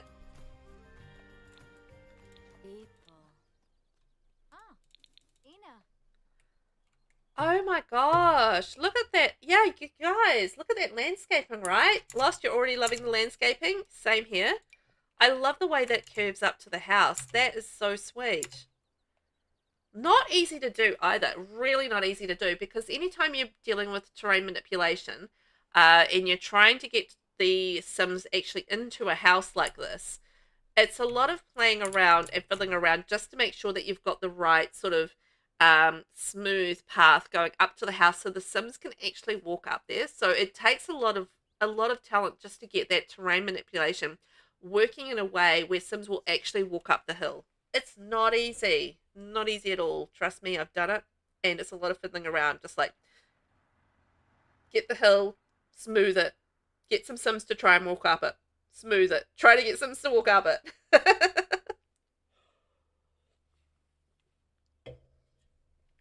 So, yes, I love that you've managed to make like such a beautiful path going up to the house. It's really not a very easy thing to accomplish. So you've done an amazing job.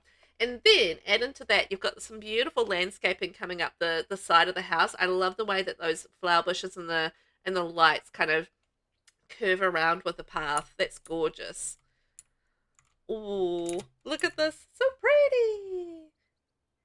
And Elise, yeah, so much effort. Amazing. Clint, oh, stop. I'm not going to. We're touring your house. I'm going to keep going. I'm going to be pimping it up big time. This is so cute. I love the blue, and then like mixing that with the brick is so interesting. I love that. And like the little wreath on the door. Isn't that so sweet? And there's something like a little, what is it? Ah, yes. Little mat there. I really like how you've used that tile and done the trim around the house. Because this house is actually, you know, if you guys are sort of coming in this, I think most people will probably know that's here. But yeah, this house, you know, the original shell was floating. So there had to be a way for the Sims to be able to walk into the house without adding like rooms or anything underneath. So the way that you've done that is really fantastic. So I love that. And then we've got like a beautiful tree here. We've got a lovely fire pit. What else have we got around the side? Let's take a wee look-sees. Ooh, okay, so we've got some swings and stuff for the kids. Swings and monkey bars. Fantastic. And the fact that you've managed to do this on a 30 by 30 lot as well is fantastic because, you know, anytime that you're kind of doing terrain manipulation like this, you kind of need that space in that room. So a 30 by 30 lot and being able to do so much manipulation of the terrain with that size lot is really good as well. Because, yeah, I just feel like terrain manipulation needs a bit of room to do things. And it can get quite tricky. But you've done an amazing job with that. Like, look at the little path coming down around the back and the stairs around there. That combination of the brick and the blue shingle coming down the house is so interesting. See, we're going to go back to the fact that I always struggle with red brick, and I need to get over it. It's one of my banes of existence. But then coming around here, look at the way that they've used the rock around the side of this area here, like it's kind of, you know, such a natural part of the landscape. Lost, you wish you could do this with terrain? Wow. You know what? Maybe next build you could do like a terrain heavy one and do some terrain work, see how it goes. It just takes a lot of playing around, really, to get the, you know, to feel comfortable with it or like feel like you've actually got it right. But it is quite fiddly, I feel like. Oh, I love the way that you've done this. You can sort of see you've got all those sort of little rocks stacked around the side of the little terrain manipulation or the terrain area there that's been lifted up to the house, and then created like a little garden around there. Just used a variety of different rocks. It's cool. Clint, this is technically a limited pack build too. Yes, I saw that at the start. So there's only, I think, about 8 packs or so, which I thought was really cool. So not very many packs in it. Even better, right? Very easy for people to download from the gallery. Get your hands on. Lost. I'm playing with terrain for my apocalypse build. Oh, how's it going? How's it going? I've got to get back to that. I've got a whole lot of building that I need to do before that one though. So as the case may be, because, you know, as always, I've signed up for too many things. And let's see, what have you done with the flippity flap area? Ooh, done with the brick with the windows. I like that. That's very cool. I like it. And using the columns as well underneath there. And then up the top, oh, look at this cool little balcony area. I love that wood that you've chosen. That's really nice. Clint, technically would have been less, except I accidentally forgot halfway through. Clint, that is so real. I I did the kind of the opposite the other day, where I was building like this A-frame house. And initially, I wasn't going to do a limited pack, so I was just kind of using this pack and this pack and this pack. And then I kind of stopped halfway through to do the interior. And then when I went to do the interior, for some reason in my brain, I thought it was a limited pack build that I was doing. So I just switched on like 3 packs and then started to do the interior with 3 packs. And then I realized when I looked at the outside that I've used like the Riviera Retreat Kit and the patio stuff pack and this and that and the next one. I'm just like, okay. It's like, okay, well, I'll try and like reduce it down a little bit, and I'll keep some of the packs and stuff, and then yeah, just in my brain, I got completely muddled about what I was doing, and I was not doing a limited pack build, and then made myself do a limited pack build for the second half of it. It was just like made no sense. Lost. It's going rough, the terrain part anyway. Well, hopefully it'll work out for you. I'm sure it will. I know you're a clever builder, so you'll work it out. I have no doubt. I have faith. I have faith. This is cute. I love it. Like little details, like the little hose there on the outside, you know, perfect for the garden. And I love the sweet little wreath on the door. That's adorable. Let's take a look inside. What has Clint done on the inside? Let's find out. Dun, dun, dun. Ooh, okay. Oh, all right. We're going to like fitness first. Okay, there we are. Kevin likes fitness. Uh-oh. Where's the door? There we are. I found the door. Bonus.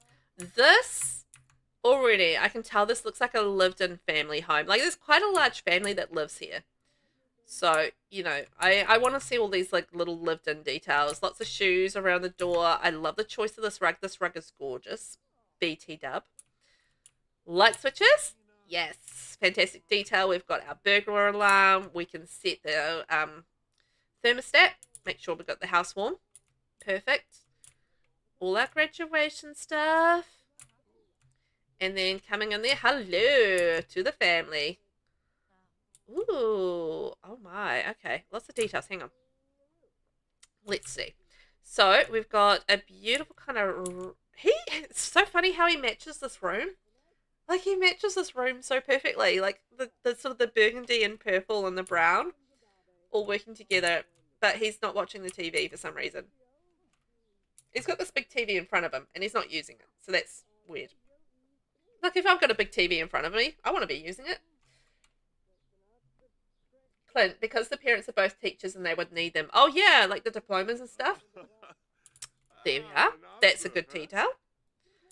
And makes sense. Oh, see, now he's using the TV. Okay, there he goes. There we are. I love the colours in here. Just like the purples and the shades of purple with the burgundy. That's so nice. And then, oh, I love the way that you've done this kitchen.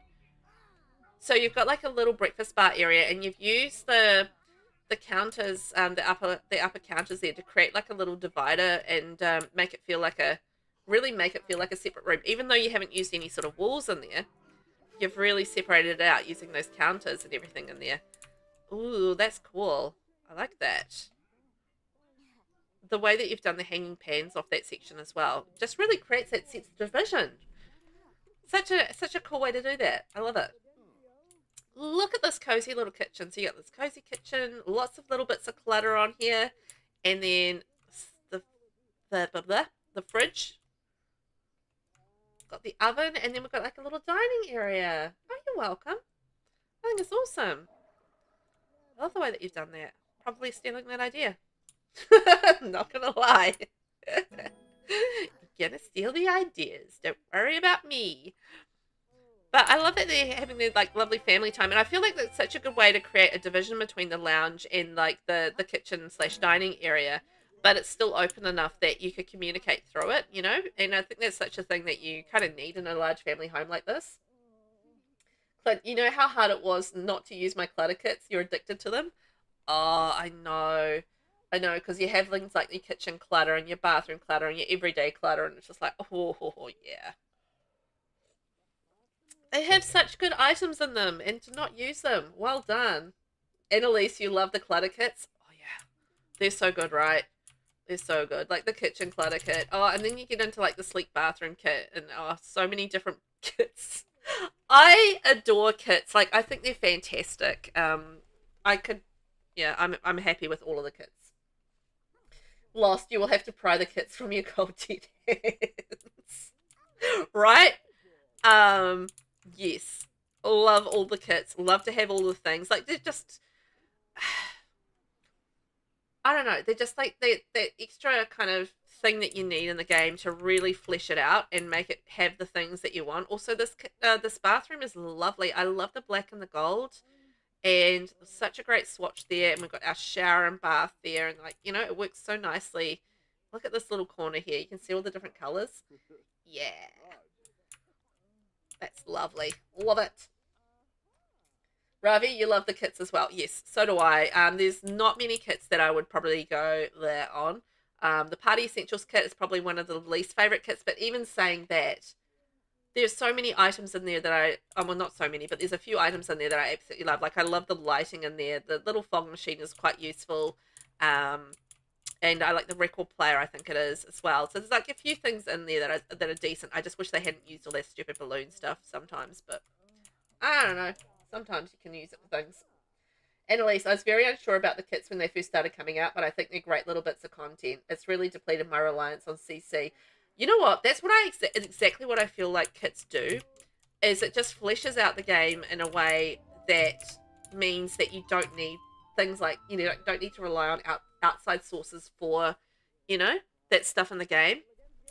And yeah, I don't feel the need for CC just because I have all these kits. It's great. Did I do the bedroom? Is there a bedroom down there? Did I miss it? Ooh, oh, I missed it. Thank you, Clint. Oh, just about went upstairs. Thank you. Lost. You find that you always end up eventually having a build that each kit comes in handy. Exactly. I mean, there's a couple of kits which are less easy to use, but across the board, I use them all the time and I love them. Oh! Ooh, my gosh, look at this. Oh, just taking on all the details. This is such a cool teenage room. Oh, I love the way that that black wall has the decals on it. It almost feels like it's like a chalkboard or something, which is really cool. Oh, digging that. And like the mess everywhere. Such a teenage clutter room. Oh wow. You've gone wild with the high school years pack and I love it. The high school years build by is exceptional.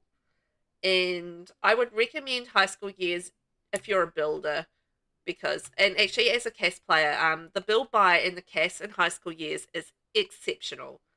Dislike the gameplay, not there for that. But the build by and the CAS in high school years is just off the charts good. I love it. It's perfect for teenage rooms, and this is such a great teenage room. I love all the decals and the clutter and all the bits and pieces around here. It's just perfect. Perfect. And like the little canopy with the lights on it running across the bed. Love it.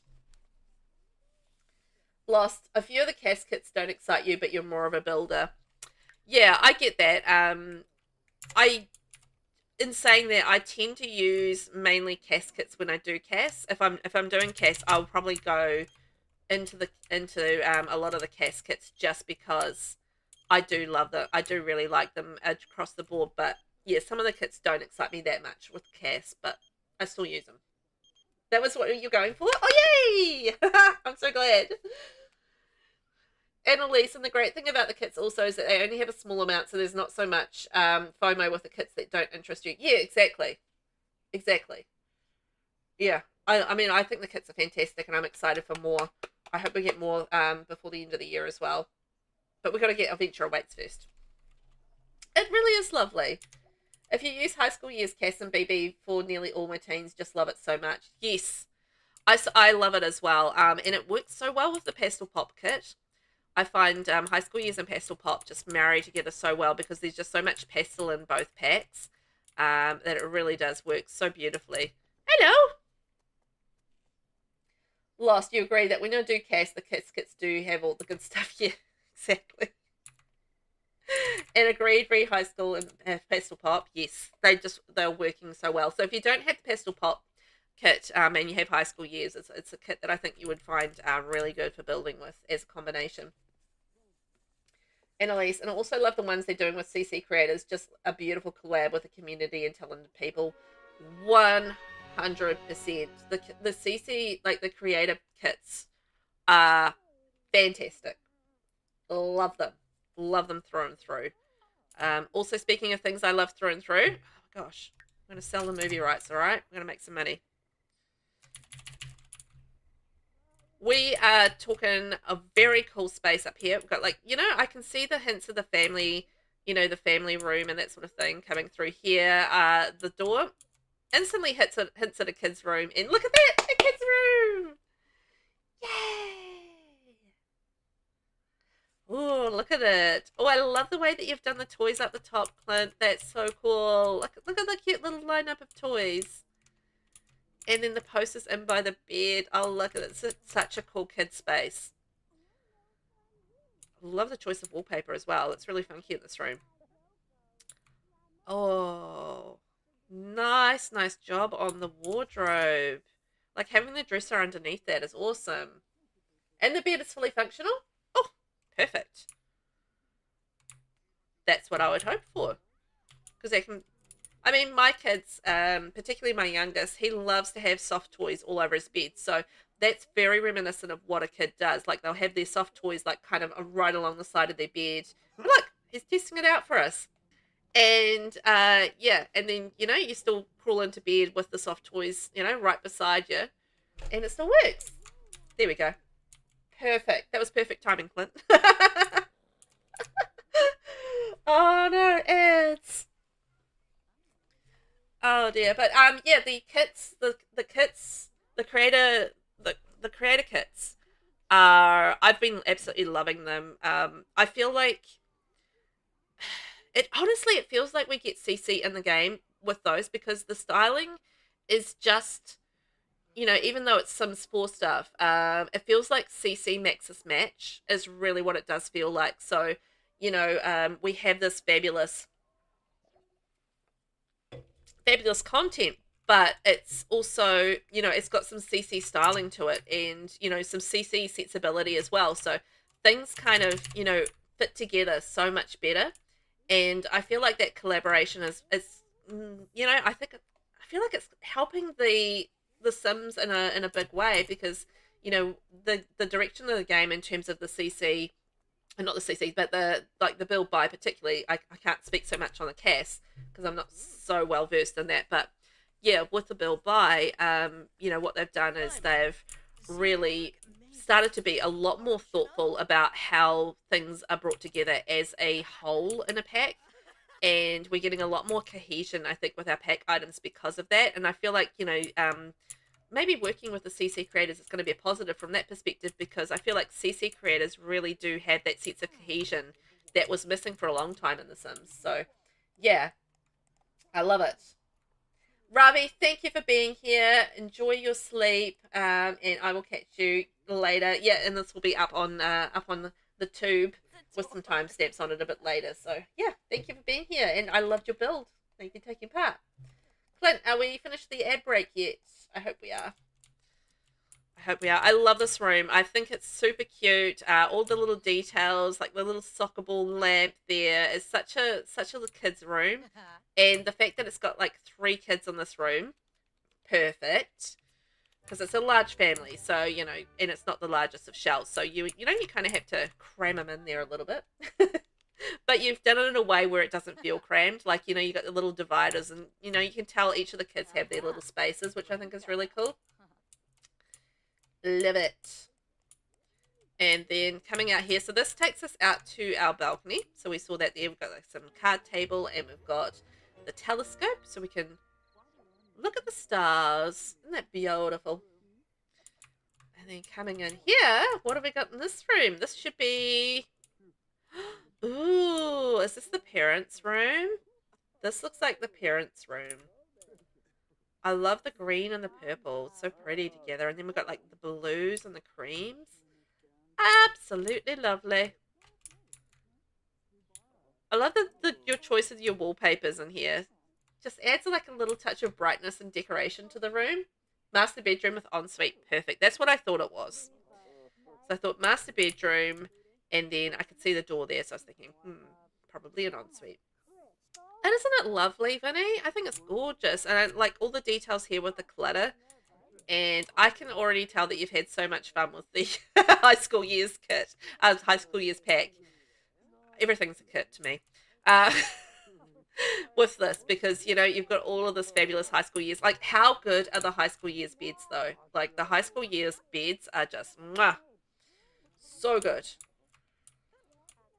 Okay, let's see what you've done in the ensuite. Ooh, oh, the yellow. Oh, my gosh. Look at that. So bringing in the black and the yellow and the sort of the gold shades in there. And I love the way that you've used the laundry basket on the laundry basket. That's such a good little decoration idea. Because that happens, right? You have your folded stuff that you got to put away, or your dirty stuff that you transport into your laundry. Oh, look at the shower. Little walk-in thing going on here. Love it. That was me having a shower. I can't really replicate the sound of falling water. So it's a... Oh, I love that. That's a cool little walking shower. And the fact that you've used the curtains over there as well. Such a clever idea. You love yellow. I love yellow. Yeah, I love yellow as well. It's my favorite color. It's my fave. So that makes me happy. That is very cool. Oh my gosh. Did I find... Oh, look. It's the Ferris wheel. Did I find everything? Let's just double check that I did. So we've got the master bedroom. We've got the kids' room with the 3 beds. So master bedroom, 3 beds, and then we've got a teenage bed down there as well. So absolutely perfectly matches the family, because this is the whole family here. And so, yeah, we've got the parents, and then we've got the 3 teenagers, and we've got a child as well. So I think, I think that's how it all works.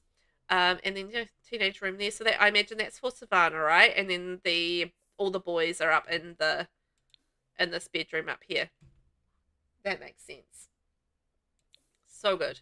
And then that's our living space and the bathroom down there in there. Perfect. Well, could I have some snaps in chat for Clint? That was so good. I really enjoyed that. Absolutely great job with the terrain manipulation. I know how hard that is, so you did an amazing job there, and it just worked so perfectly for the family. Clint, your husband hates yellow, and he said gives this room a pass because it works really well. He gives this room a pass because it works really well. It really did. It really did. So, your hubby was right. Vanilla, welcome on in. How are ya? Thanks for being here today. So this was the Price family home, and that was created by CLINTWAFFLENOW. It's 30 by 30 lot, 3 bedrooms, 2 bathrooms, and it sits in Copperdale on the Bridge Creek Drive lot. So if you want to download that, up on the gallery for you now. Limited packs, 1, 2, 3, 4, 5, 6, 7, 8. Oh my god, I can't believe I got that right. 8 packs. Easy to get your hands on. Perfect. Thank you, Clint. That was fantastic. Well done. Does mean that we are going off to another world, though. Clint, just a shout out to myself. I will be doing some stuff soon on stream, building cast and gameplay. Oh, yes. Vinny, can you give Clint a shout out, please, my dear? Going to be getting started, doing a little bit of streaming. Give him a follow. Check him out. And as well as tours. Yes, you've got a shell challenge happening at the moment, right? Where are we going to go next? And challenges. Yes. Absolutely fantastic. So then you've got a lot coming up, hey? Right, let's go to Newcrest. And we're going to see Mo Ward in action. Beach Byway, which I think is this one here.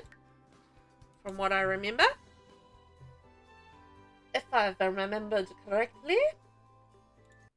But yeah, welcome on in, everyone. We are doing tours today in the Mashup Shell Challenge. We're checking out all these amazing builds. It should be a good time. I'm having a good time, so I hope you guys are too.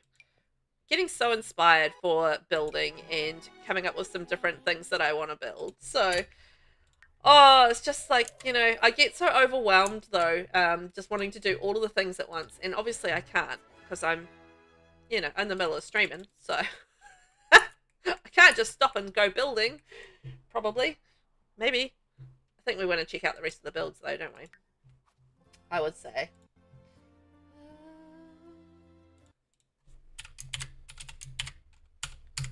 So, next up we have the Velvet Mesh Shell one by Mo_Ward15. This is a limited pack build, so it's only base game and 2 packs, which is Love Struck and Laundry Day. Oh, thank you. I will stretch and hydrate. Thank you, Clint. Stretch. And you guys make sure that you have a nice stretch and something to drink as well. Now, the description is base except with washer dryer and house number. So base game except for a couple of little small details. And forgot the towny part, so Mo forgot the towny part, so I have put in summer holiday into here. So that's fine. Hopefully that'll be okay. And also forgot to move the security alarm to the study wall after adding a window. Sorry. Oh, that's okay. That's okay. These things happen. We all missed some of these details. So there is a security alarm. Oh, there we go. Let's just move that over for them. I'm going to put it right there. There we go. Back in place. Clint, thank you for being here. Catch you next time. Bye. Say hi to your company from us. Be like, weirdo strangers are saying hi. Oh, okay. I'm the weirdo stranger. You guys are all not weird. Promise. It's just me. I'm the problem. It's me. Bye, Clint. Oh my gosh. Look at this doozy. Ooh wee. Hot diggity dog. Wow. There's so many details. There's so many details going on here. Oh my gosh. So we've gone with like stairs up the stilts in terms of dealing with our floating portion. Look at the little numbers everywhere. So we've got number 735, so we've got it above the door, and we've got it on the rubbish bin. Hey there, Vlad. And also on the mailbox there as well. That's a cool way to use that. Very California. Yeah, you can sort of see that, right? It's got some modern vibes about it. I love all the fencing. Look at all the work going around here with the landscaping here. You can sort of see all the work running in through there with the different sizes in the hedge and the plants running around the edge. So there's a lot of work, and then you've got your fence kind of going all the way around, which is amazing. Let's just check out all these details. There's Trashley. Hey, Trashley. Look at this with the boat trailer. How cool is this little carport area? Like, look, and it's got like the little number there as well. Oh my gosh. But look at the way that the carport has kind of been done. Right? With the little awning things like slotted into the middle of it. That's really cool. And then the cars coming on there. They've got lots of cars in this house. Probably needed a house, needed to be more than a summer holiday in her house, but maybe she's decided that she's becoming a car collector. Love it. But yeah, the little carport is awesome. Oh, look at the way that this has all been decorated, and the browns and the whites, and then you kind of like mixed up the fences there. There's like a couple of layers in with the fence. So you have the first layer, which is your glass fencing in the brown, but you've got the white gates, and then you come in here, and then you've got like a little bit more of the white fencing coming in here, and the pool kind of running through and around. So you've got like a little swimming spot through here, and then like another pool running out around here. All fenced in, very safe. You love the driveway? I love the driveway as well. That's very cool, and I like the fact that it's got like a little carport vibe. So yeah, so you've got a couple of pools running through there, a little space for monkey bars, and a little lounging space as well. There's so much details kind of popped in here. Like each has like these little sections, running around in the landscaping. It's like a moat pool. Yes, that's exactly what it's like a little moat pool running around. And then there's another one like kind of over here. And then, yeah, just the way it's been really thoughtfully laid out as far as the landscaping goes. I've got to get in there and check out some more things. But yes, there's a lot of going on here. And then you have like a little side gate going in there. Yes, I saw the fountain as well. Like, wow. The way it's all been stacked up. And then we've got another little pool section over here. So many pool areas.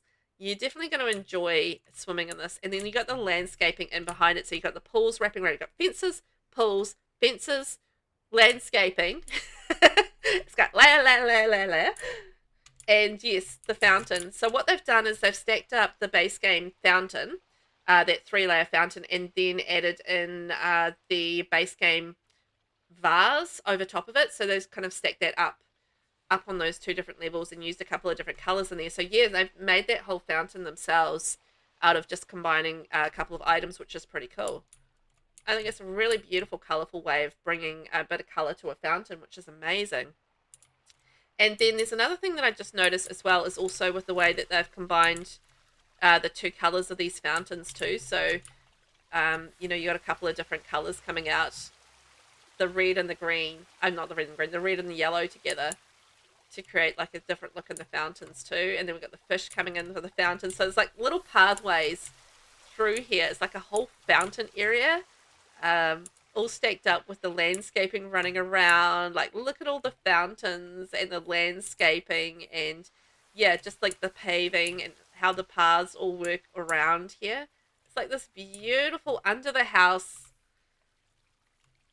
fountain oasis. It looks like firewater. Yes. It does look like firewater. It's really cool. I imagine at nighttime it's going to look, if we come out at nighttime, we'll come back under here and have a quick nosy at it. Because I imagine it's going to look really cool at nighttime. Like little fireballs are kind of shooting out, like little streams of fire shooting out of the water. Can you imagine the sound just sitting there relaxing? Exactly. I mean, you wouldn't want to have a full bladder, but It would be just so soothing sitting under here and just like having a walk through this garden and having a sit down here. Like, let's have a wee sit down here.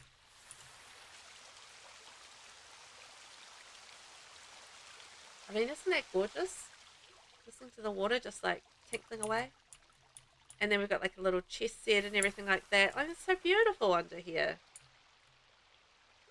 It feels like a little maze as well, like a little fountain flowery maze.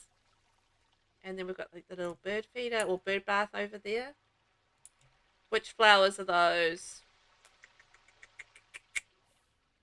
Let's find out. Let's find out. I think they'll be base game just because this is primarily base game. So that's the Passion's Kiss.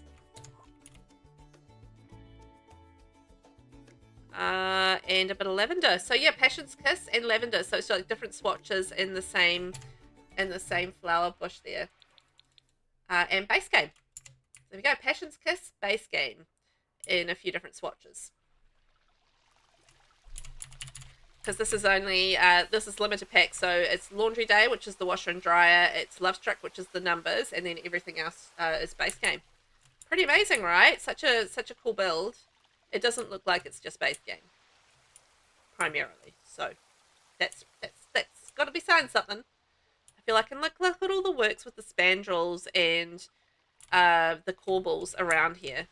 Actually, it's corbels more than spandrels, but yes. Using that under here, and so using that against the foundations under the house, I mean, that's pretty awesome. Or using it as the foundation under the, or just the, you know, as faux, hang on, I think I know what's going on. So it's faux stilts. It's not actually under a foundation, I think. It's faux stilts, and use that to make it look like it's holding up the house. Very clever. And then coming around here, we've got a lovely little outdoor dining area. And look at that. There's some stuff in the roof, some space in the roof so you can see up. How cool is that? So around that, 2 hours in, hydrate. Thank you very much. And stretch. Thank you. I feel like I just did that. Oh, it's because Clint redeemed it. Thank you, Vinny. It's beyond creative. It's fabulous. I love the way that it's been done just to create all that, you know, little bit of extra space. It's like a very cool entertaining area for sure. And then we have like a little outdoor kitchen using half walls and fridge, sink, or counter and a sink, and the barbecue. So that's a cute little outdoor kitchen. And then that runs us through to our little backyard area right here. So we've got the play area and we've got the pool. Amazing. Okay, I think we better find our way inside because this has been absolutely lovely on the exterior. Summer, you're lucky I moved you into this house. Seriously. Summer holiday is definitely having a holiday in this house and like loving life because it is gorgeous. Like all of that fountain work, seriously. Amazing. Let's take a look and see what the inside is like. I want to know. Hello. Hello there, fairy lady. Knock, knock. Out of the way. I'm coming in. Hi. It's Barbie Fairy. Knock, knock, knock. Let's get inside. Ooh, look at these rugs. Self-made rugs. And all of this work with the pictures on the wall and the entrance. That's so cool. I love that.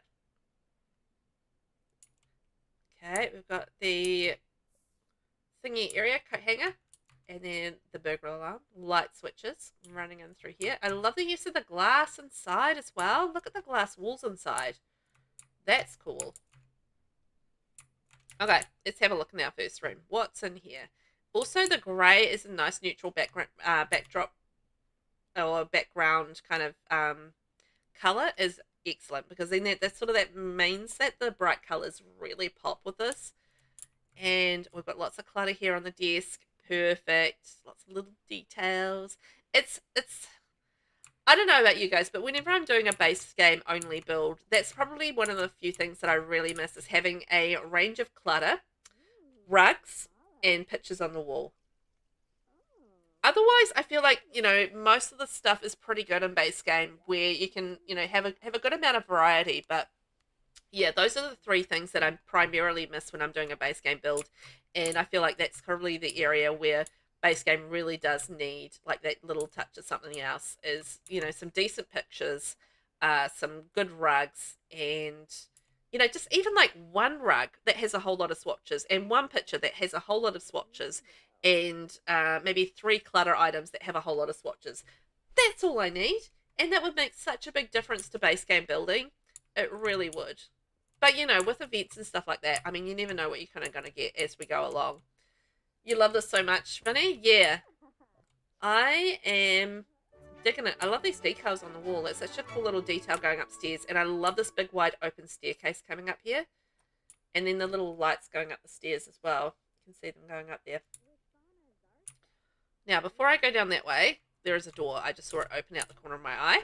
Aha! So we've got like a little half bath coming in here. Window off to the side. Grey and grey and grey and grey. Lovely. Simple. Beautiful. And then that takes us through to what looks like a living room space. Oh my gosh. You know what I love about this is just the red and the yellow and the orange and the way that that's been combined against this neutral backdrop, and the way that that makes the color pop out is fantastic. I love it. Also, you know, very creative with the rug use there, using a couple of rugs, stacking them up. And I love this half wall effect as well. Like, look at the way that this all works with the paintings and the mirrors and the clutter, like the cushions and stuff. It's so good. And then we've got this little half wall space coming through here. Ah, it's the kitchen in there. Sometimes with half walls, you can't see past them into the kitchen. Like, see how this kind of disappears, the room? But you can see this room, but then you go in here, and then you can't see this room. Camera. But yes, look at that. Isn't that cool? And I love the fact that, because I know there's a kitchen in behind there, that, you know, it's kind of open. So when you're cooking, you can still converse with people in the living room, which I think is really neat. You hate that puzzle rug, but that's made it look nice. I wouldn't say I go so far as to say I hate it. I think I like it for like kids' rooms and stuff. I hadn't ever thought of like combining it like this for sort of a, you know, a living room space. And because of the way that it's been done, it actually looks really good in there, and it works well with this room. So it's making me rethink this rug.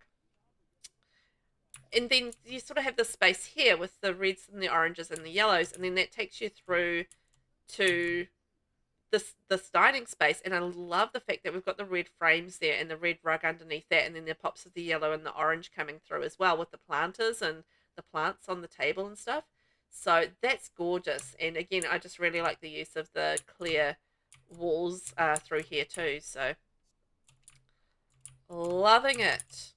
Look at that space. I think that's lovely. So then it takes us through to the kitchen.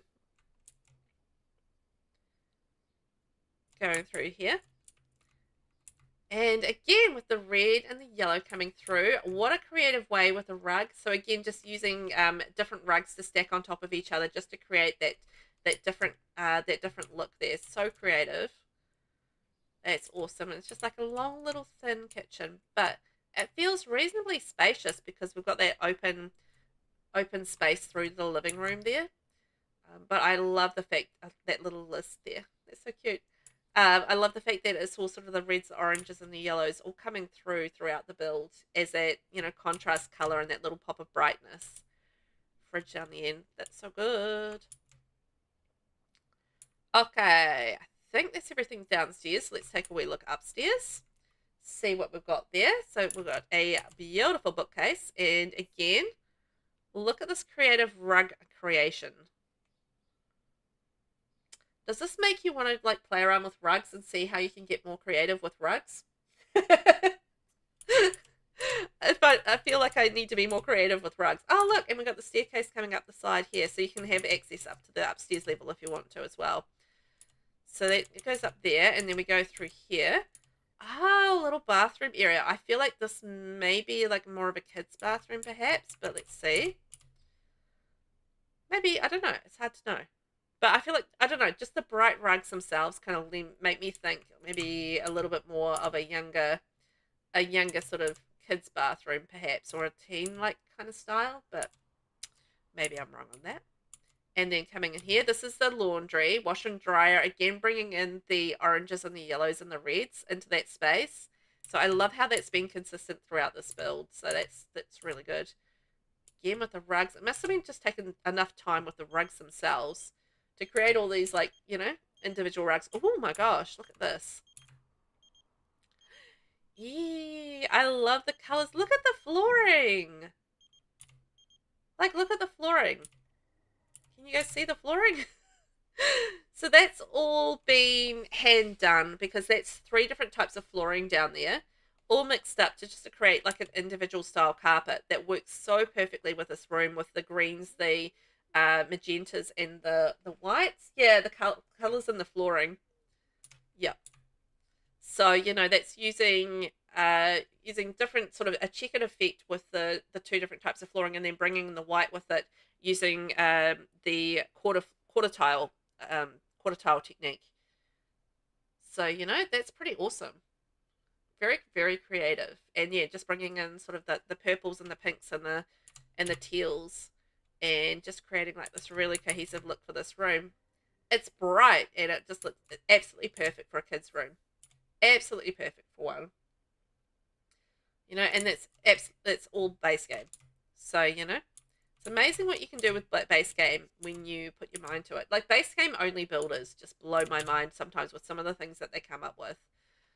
Oh, and lime green, the lime and the coconut. I love it. I love a bright green. So this is very, yeah, very, very happy place for me in terms of the colors and everything like that. And it's just beautifully done. All of the clutter around the bed and that picture and behind the bed is a perfect choice. And all against that neutral grey background, which is working so nicely. I think that's what makes this build really work, is that it's a neutral palette and then you can add your colors on top of it. So that really does make it work perfectly. And I love the TV up on the dresser and the little bits of clutter around there as well. It's such a good idea having the TV up there. I love that. And the beautiful green carpets. Oh, my tummy's rumbling already. Stupid tummy. I had a breakfast smoothie as well, and my stomach's already going, time for you to eat, Velvet. But it's like, no, I'm busy. The lime, right? Isn't it gorgeous? And then coming through here, so we've got like some matching lime rugs down there, and then against the grey, and then you walk through here, and you have a walk-in shower / toilet area.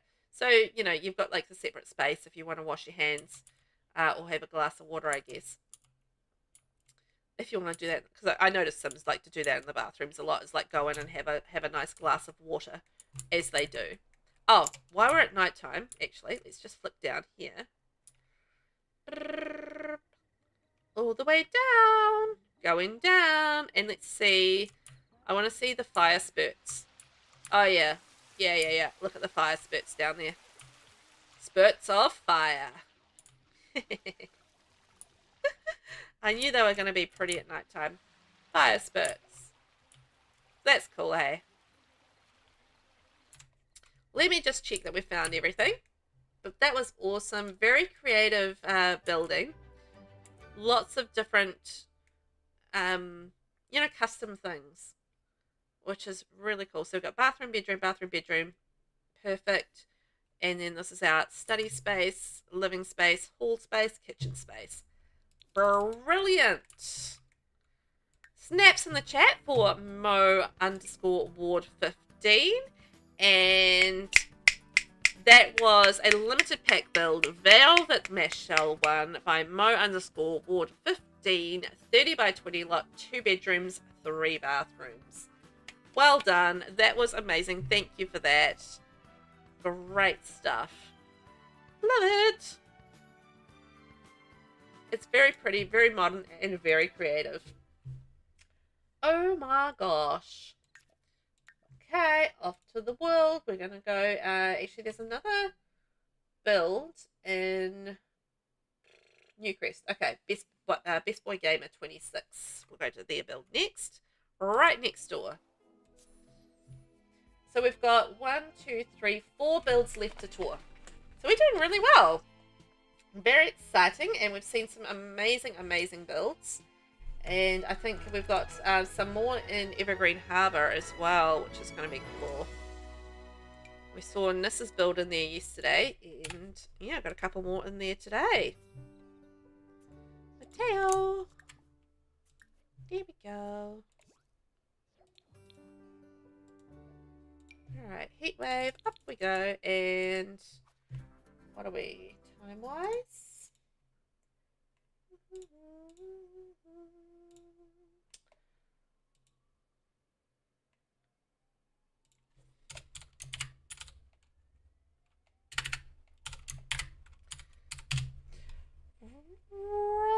Righty-ho!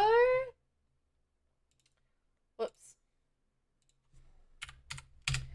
We are going to Best Gamer Boy 20... No, hang on. Best Boy Gamer... This is the Up Velvet Mesh Shell, and it's by Best Boy Gamer 26 up on the gallery. And it is a 30 by 20 lot, 2 bedrooms, 2 bathrooms. Mesh Shell of VelvettB, inspired by the house from Disney's Up. Let's hold on tight to the balloon, enjoy the wind, and together with the house floats away from bills, chores, and noisy neighbors. Aww, isn't that cute? Now, they didn't assign an NPC or a townie, so I have assigned them the fabulous Mateo Markovic. And the reason that I chose Mateo for this build is because he's from Tartosa, and Tartosa has balloons in it. That's it. That's the reason. That was my only reason. But I thought he would be cool. Like, he's a single guy, and, you know, he can float up and away from his bills and his responsibilities. And, yeah, I thought he might be a good fit for this build. Right, let's take this in, because, hey, this looks cool. I love the way that they've used the balloon in the chimney. That's very cute. And I just want to get it in under here. Like, the balloon is such an eye-catching thing that I think sometimes your attention is drawn away from all the other stuff going on underneath the house.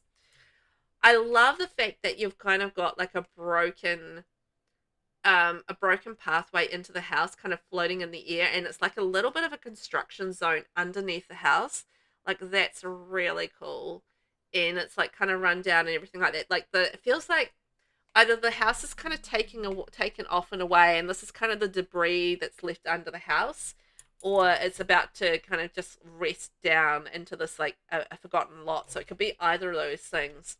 I think I'm choosing to think that maybe it's like taken off and away, and this is like kind of the debris under the house. And yeah, it's gotten like a little bit run down in between, and it's like so cool. Like this little cute map there. Oh, that's so sweet. And look the signs and everything. I'm really curious about, maybe it is. Maybe it's more like a touchdown thing, and it's like found this park area, this kind of rundown park area, and the house is touching down on it. That's kind of the vibe I'm getting from it. But you know, you got a little pathway coming in here, and look at how it's all overgrown and everything through here. Lots of different plants and bits and pieces in through here, which is very fun. And then coming in under here, look at all this like debris and bits and pieces. It really does feel like a rundown park or something, and the house is just kind of taking advantage of the space to, you know, land here. Been floating around having adventures. But look at all this, you know, we've got wooden crates and, you know, wood everywhere, and little cogs and metal pieces and broken furniture and old tires and old appliances and all that sort of stuff under here. Just really using the debug section of The Sims 4 very effectively to create this whole effect, which I think is really awesome. It just takes me back a little bit to Lost's construction zone. you know, with all the little bits and pieces everywhere, and using like debug so effectively just to create this whole, you know, this whole idea behind it.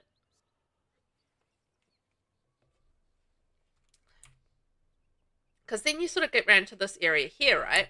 And this is why I'm kind of getting into the idea that this is kind of a, you know, an old park that's kind of got run down and it's been sort of half constructed and that sort of thing. Because you have like these little signs and these little sections here where we've got the fire pit and like the telescope and the seating and the maps and that sort of thing. So it's really giving me those vibes, which I think is awesome. I love the way that this has been done, the landscaping out here. And look, like, there's a little squatted section here. So somebody's out there cooking their stew, and they've like found a few things. And this is like where they're kind of camping out, like a little bit of a squat zone. You know, they've got their guitar. Maybe they do a bit of busking as well. So it's quite an interesting little story here. And then you're running through here, you've got your dew collector, your laundry basket. So, you know, you can, not laundry basket, laundry tub. So you can wash your clothes outside. So, you know, you can live off the land. It feels very off the grid, right? It does feel very off the grid to me. And then coming in here, what is this? What is this? It's like a little shed or something. Is this the puppet theater? It feels like the puppet theater may be sized up. That might be what it is. Yeah, so it's like a little shed, like a little private. Yeah, that's what it is. I think it's pretty sure that's what it is. And then coming around here, little things going on there. Yeah, I know. That's what I was like second guessing myself. Like, what is that? Maybe it's a. Oh, maybe it's the curio shop from Strangerville. The Knick-Knack Bric-a-Brac Shack. I got a little confused there. Where is it? There it is. Yeah, it's the curio thing from Strangerville. Yeah. Ah, I haven't seen it out in the wild about it. Like I don't think I've ever seen the back side of that. And yes, look at that. There it is. There you go. So that's what that is. I thought puppet theater, but no, it's the curio shop from Strangerville. Of course it is. The more I looked at it, the more I thought, nah, that's not the puppet thing. It's got that same shape though, right? And then running in through here, we've got like lots of clutter. Oh, look at all this work with putting the stuff in the back of the truck. Like the truck doesn't come with that. You got to put that in manually. That's a lot of work there. That's a lot of work. And the picnic basket and everything there. Oh my gosh. That's so cool. Now, they've done something. Now, normally I'm not one for having basements with my shells, or I don't allow extra rooms with my shells, but we'll just have to allow it this time because they've done it. Crazy amount of details, right? Yes. Let's check out what they did down here in their little basement. Wow. I feel like this is more just like an open space that they've kind of created. I think I can live with that. So look at all the details in here. Just trying to take that in. There's like so much clutter, and we've got the slugs. I'm really curious about what's going on in this lot. There's so many interesting little details. I'm like, ooh, I really wish I knew more of the story about what was happening here. We can come up with our own story though. But just really curious. Like I feel like they do like to do a bit of whittling, and they've kind of been experimenting on these space animals. Maybe that in their travels they've come across these like strange animals from foreign climes, and yeah. There's definitely a bit of woodworking going on here. Definitely a bit of whittle times, but so many details in here. Lots of little bits and pieces here. Like, you know, there's stains on the ground. There's old food around the place. Yeah. Feels like a little hobby / secret area where they get some stuff done. You know? Secret stuff. Secret stuff. Okay, I think that is awesome. But let's take a wee look in the house and see what they've done in the house, because I'm really curious about if the house will have a little bit more of a story to it. But I love the idea of all the clutter and everything underneath. I think that's awesome. And it does look like the Up house. I haven't seen the movie Up. I have seen different builds that reflect, yeah, basically reflect this house in the Sims 4. So this is a different version again of it, which I think is awesome. I love the way that they've done like the little ruin sections underneath the house. Like it's just been ripped off its foundations, which I think is really cool. Very cool. I love the little flag at the front. We've got the bunny, a little clutter and miscellany out the front here. Again, it just like got this off the grid kind of feel about it. Like it's not on the grid, this one. Lots of little details out here. You sit out here, have the guitar, you got some, bikes for when you land and that sort of thing. Ooh, and now let's see what we've got on the inside. Oh my gosh, look at all the clutter. Wow.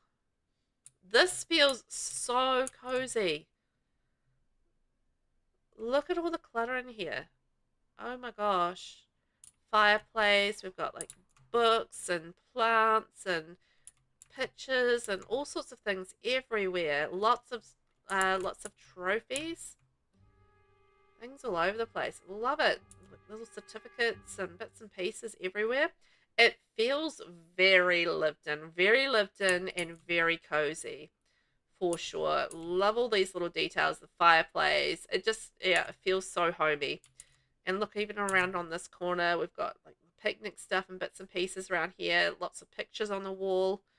It's fantastic. Beautiful little bag. Now, I do see a secret door. I want to know if there's something behind here. Oh, okay. So there is something behind there. So this is kind of like the access point. So this is where you come in the house. So this is the front door. This is the actual front door for the house where you can actually access it. So you come in this way. You've got like a little bit of storage. We've got some bits and pieces there, pantry stuff and equipment. And then you come in through this way. And that takes you through to the living room. Beautifully cluttered living room, which is fantastic. So then we've got another door over here. Let's peek behind that one. Oh, I love that. So you've got the like little hallway space. We've got some cleaning stuff in our coat rack kind of thing. And then that takes you up the stairs. And then we've got look at all these pictures up on the wall too. Wow. And then that takes you through to a little bathroom. Okay. Nice little bathroom. Beautiful. Everything you need there to get clean. Just what you need. I love the green vibe of it. I love green. Green is great. Okay, so we'll come back there. So then that takes us through. Look, platform step up. Boop. Oh my gosh, look at this kitchen. Wowzers. That's a stunner. When we're talking about cozy kitchens, I feel like this is a really good example of a cozy kitchen. It's just filled with life. I love the curved counters on the end. So much clutter, and it just feels like such a cozy space. We've got a cute little table there, and yeah, look at all this clutter work all around the place. That's fantastic. And green. I love green, so this makes me really happy. Look at all that beautiful clutter all throughout here. It just feels very lived in and cozy. And spinning around, we've got, oh, what's all this? Oh, it's like another little section, like storage section, and little bits and pieces are kind of got put on top, which is fantastic. Oh, that's how they've dealt with my little flippity flap section. They've used those triangle windows from Eco Lifestyle. Heh. Very cool. Love it. And I love the fact that there's like a little curtain, to edge off the space as well. That's nice. Stairs. Okay, they were through here. Trying to remember where I'm going. Okay, let's head upstairs and see what we've got for ourselves upstairs. Oh, wow. Okay. Look at all this. Like the green and the dark brown and just like the pictures everywhere. We've got the bookcases. Such a nice open space on the top of the stairs. That's gorgeous. Got little bits of clutter all around the place. Again, just more pictures. Dollhouse. Rocking chairs, lots of medals. Oh, look at what they've done there with the medal display. Hey, that's cool. I haven't thought about using the medals. Have you guys really thought about that? Like using the medals as a display thing? Because I know you can also use like the feathers from cats and dogs. You can actually use that as art on your wall. But I've never thought about using the medals from Strangerville as art like this. But that's a really cool idea. Cleet! Hello! How are you? Welcome on in. Welcome to tours. It's tour days. We're day number 2 of our mashup shell tours. So we've been busy looking at like all of these fabulous houses and getting very inspired. But how are you today? I hope you're well. You're good? Fantastic. I'm Peachy Keen Jellybean.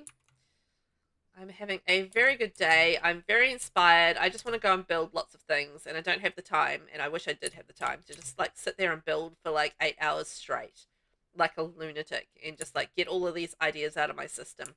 This is such a cute little kid's room. Oh my gosh, look at all the clutter and everything, and the bright bits and things, the hobby boards and the pictures everywhere and the trophies. All of the clutter and life in here. This is fantastic. So good. And again, just bringing in that green into the room is fantastic. Love it. So yes, I'm peaking at the moment on all of this inspiration. Oh, this is pretty. Oh, I love that swatch of that bed from high school years. That's stunning. Cleet, you didn't even do this one. You've been so busy lately. Oh yeah, tell me about it. I am never worried if you can, if you don't have time to do them. I'm never worried about that. It's just yeah, I get it. You don't always have time to do all of the things. It's 100% like real life versus what you want to do in life. Look at all these details in this room. That gorgeous wallpaper with that bed. Like, I absolutely love the color of that bed. The green running through this house is just stunning. I love it. And all of the clutter work is fantastic. Like, really good. Oh, and they've got the little crib there. That's so sweet. I love that little corner with the crib. And you've got, like, the big teddy bear in there. Aww. Isn't that sweet? But yeah, thanks for being here, Cleet, to enjoy the tours of the builds. Take your part. Even though you couldn't take part, you're still taking part. There you go. All right, what's behind this door? I feel like, yes, I was going to say a bathroom is in the offing. And yes, we have a bathroom. I love it again. We've got a beautiful yellow bathroom. Sorry, the camera is wiggly woggly at this height. I'm doing the best I can with it. But yes, the yellow, beautiful. I'm digging these yellow bathrooms we've been getting. What lucky people we are. So, I think that's our lovely upstairs area, bathroom, bedroom. Stunning. I love that choice of bed there. That was great. And then we have our open living space, our kitchen, and our bathroom downstairs as well. Okay, I don't think I missed anything. We got that, and then we've got the sneaky little basement. Sneaky. Wow. Can I get some snaps in chat for that? That was amazing. I thought that was an absolute fantastic home. So that was like a inspired by the Up house, which is awesome. And all the details underneath with the lot is just absolutely stunning. Amazing. So that was created by a Best Boy Gamer 26, and that's called the Up Velvet Mesh Shell. It's a 30 by 20 lot, 2 bedrooms, 2 bathrooms, and you can also find it #MeshShell1 if you're looking for it on the gallery. That was utterly amazing. Thank you, Best Boy. That was great. Cleet, tell me about it. Between my PT appointments and my dog's vet appointments and making sure my parents get to their appointments. Oh, no. Running around like crazy, hey? Oh, yeah. Sounds like you've been putting your walking shoes to the test. Put your rubber on your road. Whatever way you get there. It was very cool. I loved it. I thought that was fantastic. So we've got 3 more builds left to visit. And we might go to Evergreen Harbour next, we've got 2 builds in Evergreen Harbour, so we're going to go to this one here. Funnily enough, for this particular build, it is the NPC inspiration was Knox Greenberg for this one again. So Knox Greenberg was the only townie NPC character that got nominated twice for these tours. So he's the only one that got 2 nominations. So he really is a fan favorite out there. Good old Knox Greenberg. I don't get it myself, but everybody else seems to love him, so I'm just going to sit here quietly in the corner and not say anything about it. Just accept that, yeah, you guys love Knox Greenberg. What can I say? I don't know. He's not for me, but that's fine. 233.15.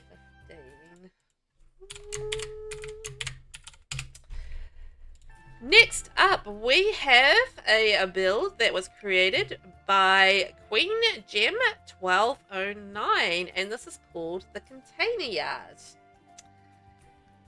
And it's on a 30 by 20 lot, 1 bedroom, 1 bathroom. Knox Greenberg wants to share his passion with the community, with space downstairs for him to teach people how to become more self-sufficient and self-contained unit upstairs for living. The Container Yard is the perfect place. There we go. But yeah, what you're gonna do? I know, right? You're gonna do it. You're gonna do it. Annalise, or just a really good choice to build for. That's true.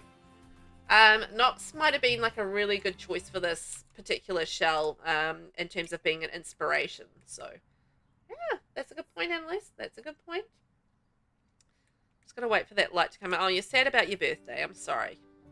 Maybe we don't want to cry that out, though. Wow. Look at this. It's so interesting because we've kind of had like, we've still got one more build, and I think that's kind of containerish as well. Oh, we've got a couple more builds, but one of them is kind of containerish as well. So we've had like a few container style builds with this shell, which is absolutely fascinating. It's not a direction I would have gone, but I love the fact that people have gone in that direction with this. So, you know, we had Nasena's container sort of style build, which was like a little bit run down and then modern on the inside.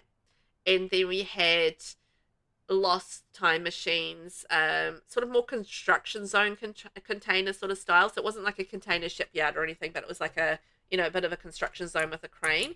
In fact, using this crane here, funnily enough. And then the other one we'll get to very shortly, but yes. Good luck with that, Vinny. I love the use of the greenery and the work on the greenery outside, and the fact that we have our wind turbines on the top, our solar panels. It really does feel like it's digging into the self-sufficiency thing, like the little birdhouse sitting there as well. Super cute. And the way that the containers are stacked up really make this look nothing like my shell. Like, I can't tell where my shell is. I can't tell. I'm assuming it's under there somewhere. It is very cool. Oh, look at the way that they've used this toilet here. Look at that. That's such a cool thing. Like little you know, tucked in there really nicely. So you've kind of got the entrance coming up there. You got your stairs, and it really does feel like this is a house that's been built around these containers that are stacked up. A sales table, so we can sell our, you know, our self-made goodies. Like maybe we've been doing some fizzing, or maybe we've been making some candles, and we're going to sell some stuff here. And this is our garage. I love that idea of using the container as a garage. Cool. Love it. Love it. Love it. Look at all this debug stuff. You guys have been so creative with the debug with this build, with a shell. It's awesome. Great choice of the fence. And look at this little balcony. We've got our flower arranging and our plants. It feels very green forward, which is perfect for this style of house. Oh, open flow, living inside and out. Drain pipes running down. And then heading around the back, I can see like there's a whole area underneath the house. We're going to have to go explore that because that looks cool. Stairs going up the back. We've got our dumpster there, a little bit of debris. Still, you know, we've still got a little bit of tidying up to do around the neighborhood, don't we? Very reflective of Evergreen Harbour. Oh, look at all this work with those walls and the windows and stuff there. So this is our flippity flaps, which was one of my little tough things to deal with this shell. This was a bit of a tougher shell, this one. So I was really curious about what people would do with that. And look at all the stuff down here. Look at it all. Oh my gosh, we've got the hydroponic garden. We've got flower arranging. We've got like gardening tables, more gardening, a sink, more gardening stuff there. Oh, I love all that. And the insects running through here and the bees and more little planters running through there. I love how this metal framework has been used as a fence to, yeah, basically fence off the lot. That's such a cool idea. I love that. That is really cool. So, you know, they've used like a bit of the big debug kind of structure around on the outside. So cool. And then we've got a beautiful little balcony area up here. Again, lots of like greenery, laundry tub. Gonna be doing the laundry the all natural way, scrubbing it in the tub. Invader T, hello, how are you? Welcome in. How you doing today? You doing good? Welcome into tours. We are currently touring a fabulous house by Queen Gem 1209. It's a container house. It's shell tours, so they've turned my lovely shell into this amazing build right here. So I'm just like blown away. Lainey, welcome in. Good morning. First time catching you live and you come in so late. We've still got a couple of tours left, so plenty of time to hang out. Thanks for being here, Lainey. Appreciate it and hope you're well today. Doing good? Doing good, I hope. Invader, you're just eating dinner and noticed you're streaming. Aw, thanks. I'm glad you found me. You guys coming in to hang out. I do appreciate it. Thank you for being here. Yeah, so we are doing some tours for my Mashup Shell Challenge. And yeah, we're getting to the last couple. So we've got two more after this one. And this one is by Queen Gem. And they've made a container shipping yard out of my shell, which I think is pretty amazing. It's the other part of this shell was, well, there's a couple of components to the shell. One is that it's floating. So they had to make it connecting to the ground. So, you know, you can sort of see how this is all connected to the ground. And then the other thing was they needed to be inspired by an NPC or a townie. So the inspiration for this build, or the person this is built for, was Knox Greenberg. So they've got the like self-sustaining, green forward and green-friendly, eco-friendly kind of vibe going on here. So I'm loving it. Oh, look. So from this balcony, we can do our laundry, right? And then that comes around here. And look at that. You can go up here and you can do your, well, hang out your washing. And then there's a ladder going up here. And that takes you up here so you can still maintain your dew collector for your green stuff.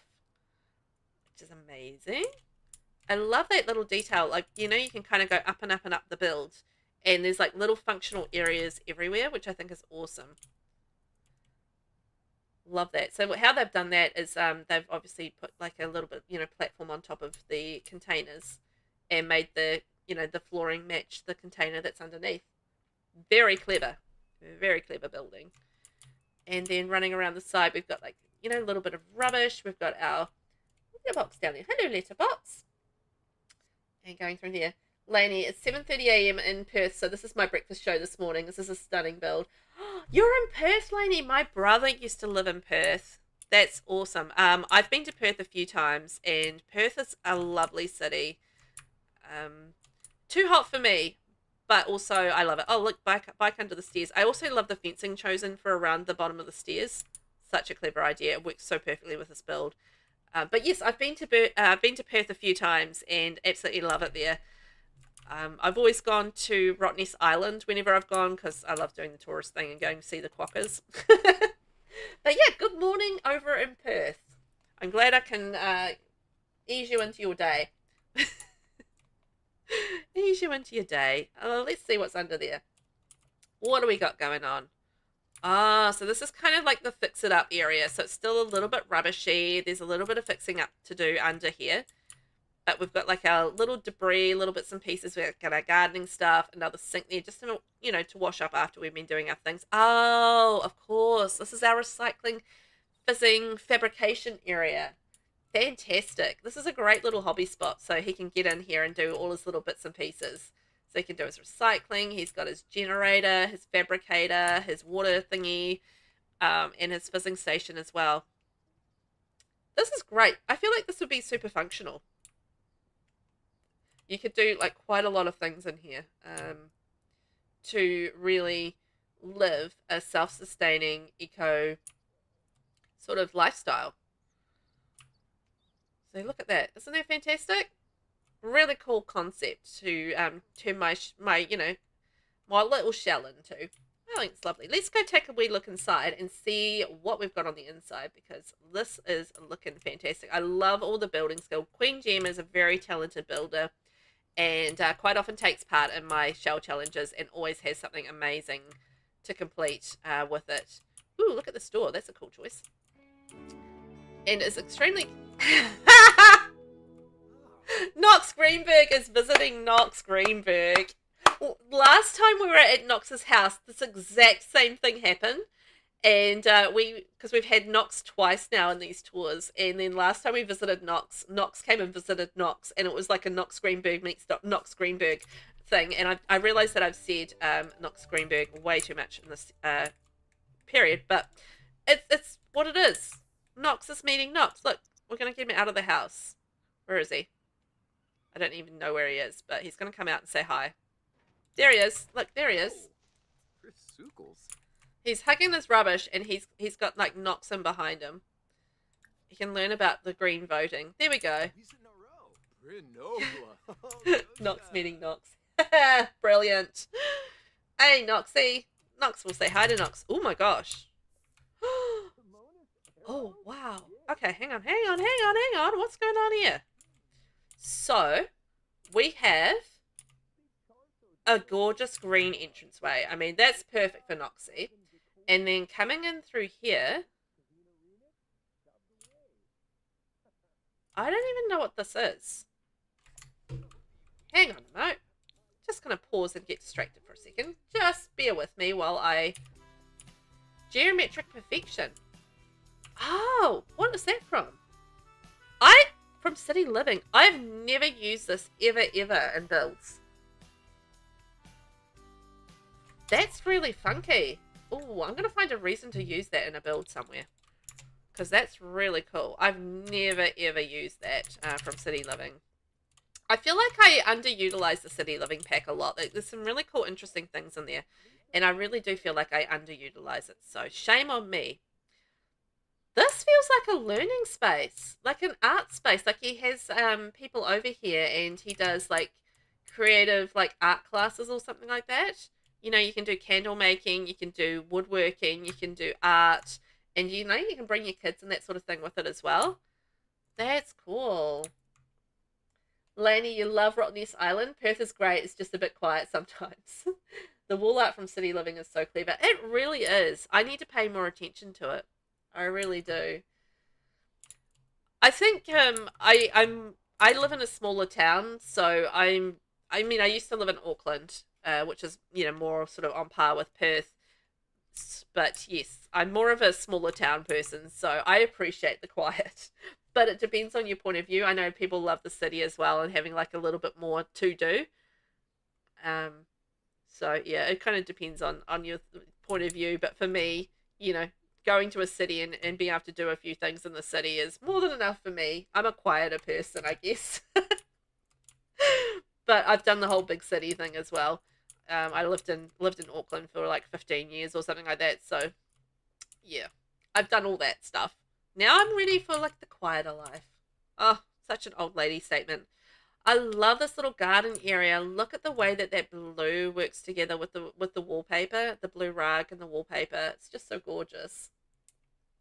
Lainey, your family's from Pukekohe, so you love small towns too. Oh, Pukekohe! I used to have to go out there all the time for work, because I used to work for Bed Bath & Beyond, and we had a store out in Pukekohe, so I would be out there in Pukekohe all of the time. All of the time. And yeah, spend a lot of time out in Pukekohe. Lovely little area. It's just like, it's close enough to Auckland that you can kind of get in there and do what you need to do, but it's an annoying enough length of drive that you only want to go and do that when you really want to go and do something. So oh, you must access the top areas via the outside. Hang on. So I think you go out here to access the top areas. But Pukekohe's great. Like, it's yeah, definitely got your smaller town thing, but it's nice that you can get to Auckland from it pretty easily. You know, it's not so bad a drive that you can get up there. I'm trying to find the stairs. Aha, they're there. I got there eventually. They're around the back. Okay, up the stairs, up the stairs, up the stairs, and then this feels like the downstairs area is like the studio / teaching area, and then this is his upstairs apartment, right? I think that's what the description said. Oh my gosh, the blacks and the browns make me so happy. You know, for anyone that knows me, knows I love black in builds, so mixing black with the browns is perfect. The fact that he's rummaging in the bin is just kind of perfect as well. Good job, Noxie, for being so Noxie. But it's such a warm, modern style here, but at the same time, it feels mixed up and eclectic, and that's kind of perfect because it feels like some of this is kind of fabricated, some of this is kind of found furniture, you know, and I feel like that's the right vibe for Noxie because he's such a, you know, he's such a sustainable kind of guy that he would want to reuse furniture, like secondhand furniture, furniture found in the dumpster, you know, stuff like that, and stuff that he's fabricated himself rather than purchasing new from like a furniture store. This is definitely more his vibe. So I love that. What is he inspecting? Oh my gosh. And just the colors are working so well. The wood on wood on wood on wood is beautiful. Look at the little bits of clutter there. Like, he's really enjoying that bin. He's having a good time in that bin. He's best time ever. He's having a good day. And also, I love these windows. I don't use them enough, but I absolutely love them. Fantastic. And look, you know, all the fabricated like items from Debug, from the Eco Lifestyle pack. You know, we've got the table, the chairs there. We've got the bookshelf and the lamps as well. All fabricated. I think the desk and the chair there are as well, and also the lights up on the wall. I like how he doesn't have a computer, but he's got like a little journal that he writes in. Ah, that's so sweet because, you know, he feels like, you know, he would be less into computers and more into getting out there in life and recycling things. Look at this little bedroom. Sorry, cameras are bad at this height. I'll do the best I can. So I love the blue and just the fact that we've used some of those fabricated items that he could have made himself. So it really does feel like, you know, this is something that Nox has made himself. Oh, those black window choices. Love it. What is that flashing thing? Oh, it's a community board. And yeah, mixing in the black with the blue and the brown is gorgeous. Love it. Oh, that's a lovely little bedroom for him. I think that's perfect. I love the idea that we have like a little studio apartment above here. And look, a little bathroom for him. Love it. This is a very eco-friendly heavy, which is absolutely perfect for this build. I feel like that's one of those packs that should be prominent in this sort of build, and it is. So that's perfect. Lainey, the fabricated furniture works so well together. The black version of those windows is stunning. Yes, I agree. I need to use those windows more because they really are fantastic.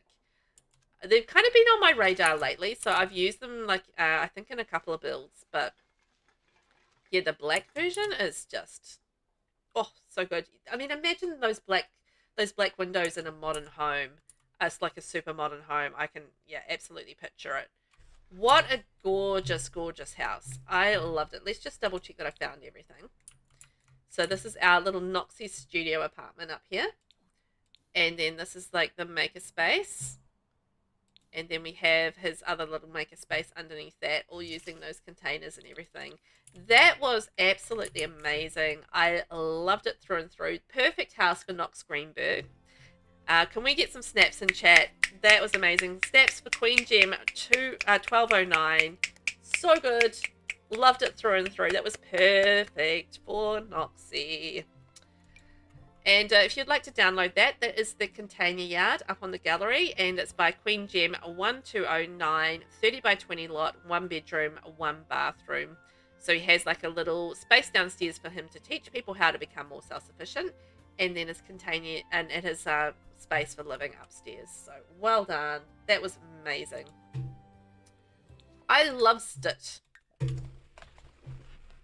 I loved it. It was great. I'm just going to have a stretch. And if you've been sitting down for a while, make sure you remember to have a stretch too. Very important that you guys take care of yourselves, not just me. And we are staying in Evergreen Harbour for our next build, which should be fun. I know who the NPC is for it. You guys might have seen very briefly. And I think this is going to be interesting. It's a great inspiration, gotta say. Sashiko Nishidaki has died. I'm sorry, yeah. Okay, you did. Got it. We knew they were going to die again because they were an elder.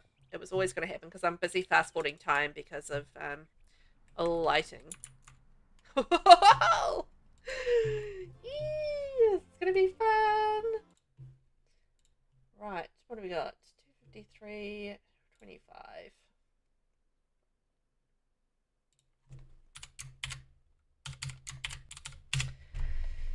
Now, our second to last build for this Shell Tour Challenge is by DynamicTortoise. And this is Trashley's home base. So Trashley gets a home base. Hello, welcome in, Book Chats and Chill. Is this an old challenge? This is last month's challenge, so we're doing the tours now. I do have a new shell challenge that is just brand new out yesterday, and it's called the Season Shell Challenge. So if you are after a shell challenge, I would suggest doing that one because this one is kind of wrapped up now. But yeah, this is the last month's shell challenge, and we're doing tours today, day number 2. So welcome on in. I hope you're well today. Thanks for being here. So Trashley's home base by DynamicTortoise. And this is on a 30 by 20 lot, 1 bedroom, 2 bathrooms, and I've placed this in Evergreen Harbour. This store sells only real art as well as a few other handmade bits and pieces made from materials definitely not sourced from trash. The owners promise you'll only get the best quality products here, but even if you don't, there are no returns. Take your chances with Trashley's stall. Love it. Oh, you saw the new challenge? Oh, awesome. And so you're going to do it. Yay! I think it's going to be cool. Very seasonal for the next shell challenge. So you can kind of pick whatever season you're in and come up with something creative and fun for it. So I'm excited to see what everybody comes up with for that one. It's going to be cool. Now we have got Trashley. He is living on the slot, by the way. So this is Trashley's home base. I love the idea of this. This is such a cool inspiration. I feel, knowing the little that I do about Trashley. So Trashley's, you know, basically a trash panda. And he's going to just basically want to grab all of the things and have all of the things. And it's going to be very eclectic. Which is awesome. And I love that. And I love the fact that this is black. Because, you know, that's Trashley's kind of aesthetic, right? He's very mysterious and kind of shady, but also very cool. I love the little bit of landscaping around there. Like, it's very barren, which also, again, just feels kind of perfect for it. Like, we've kind of got the tree, a few rocks and some grass, and that's it. He's not going to landscape, right? Trashley's not going to landscape. You know, it's not going to be something he's going to be worried about. Look at all these pictures up here. We've got the generator. We've got that bathtub full of plants and his sales table. So we've got little bits and pieces on his sales table. And look at all the raccoon pictures and the sad clown. Oh, and yeah, just all the raccoon pictures from the businesses and hobbies debug is just absolutely perfect in here. This is what I want to see when I'm looking at Trashley's home base. Is stuff like that. So that's really cool. Let's have a look around the rest of the build. I want to see what's going on around here. Oh my gosh. So this original shell was floating off the ground, so you had to come up with a way of actually connecting it to the ground, but it still had to be able to be walked into as a home. And everyone has been super creative with how they've done this, which is really cool. I love the fact there's like trashly pictures or like panda pictures and stuff on the outside, like little flyers stamped on the outside. I love it. Lainey, his little gallery wall that's so cute for Trashly. Yes, I thought so as well. Vinny, is this the last build for today? No, it's we've got one more build after this one. So 2 more builds left. This one and one more. So we've done really well. We've gone through 17 builds total. We will go through 17 builds total. So it's been, yeah, pretty decent outing. What have they done on the top? Oh, they've used the awnings on top as the roofing. That's a clever idea. Look at that, with the way that they've used that awning on the top as a style of roofing. I love that. Ooh. Bye, I love that, man. I'm going to steal that idea. Absolutely. That looks really cool. And then, oh, look at all the graffiti, and you got the bins around the side. Oh, that's so neat. And the way that they've actually created that little area out the front as well. Not using any walls, just, you know, created that out of things. Very clever. Half walls and bits and pieces. Love it. Lainey, so you had the shell floating. Yes, I did. There was a floating shell. So you had to connect the shell to the ground. And you also needed to be inspired by a townie. So it was like a mashup of 2 shell challenges that I've done in the past. So in the past, I'd done like a floating shell, and I'd also done a townie shell. And I was like, well, what if we meshed 2 of my past shell challenges together and made it into 1 shell challenge? And yeah, so that's what we did. So it's a floating shell, but you know, you needed to be building for an NPC as well. So yeah, it's been pretty cool. I've had so many awesome builds. It's been very inspiring for me as a builder to get these ideas and just be like, yeah, popping in my brain, stealing the ideas, getting some ideas for myself for some builds coming up. This is cool. Just like his little personal, like, I haven't tidied up. I wouldn't expect Trashly to tidy up. I would expect him to like be rummaging around through this stuff and being like, what can I find here? What can I sell? You know, what's this treasure that I can take advantage of? So yeah, that's kind of perfect, having like this sort of rundown space underneath the house there, and the house is on stilts. Oh, look at this. A little caravan around the back. Nice. Oh, what's all through here? Oh my gosh, there's so much to look at. Outhouse. Perfect. Perfect. Rubbish bin. We've got a picnic area. Fizzing space. Gardening. Dew collector. Recycling. Oh, this is all very useful. Fabricator. Bees. No, insects. I was confused the bees and the insects. Insects for this one. So, you know, you can do all the self-sustainable kind of thing here as well. Make your own furniture, make some money from the juicing, grow your own plants. Oh, that's so good, right? It's going to be perfect for Trashly.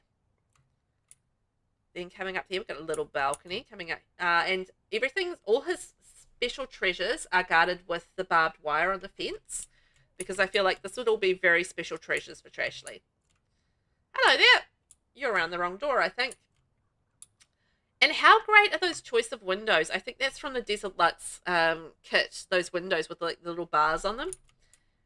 Absolutely perfect for this, because it feels very black on black, and I love it. I'm very there for it. But let's go have a look on side. Vinny, you love this whole build. Isn't it cool?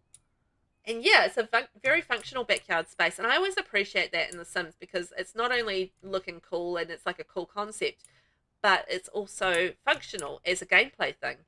Because, you know, it's great to have them looking good, but let's make them functional as well, so everybody can kind of, you know, enjoy them.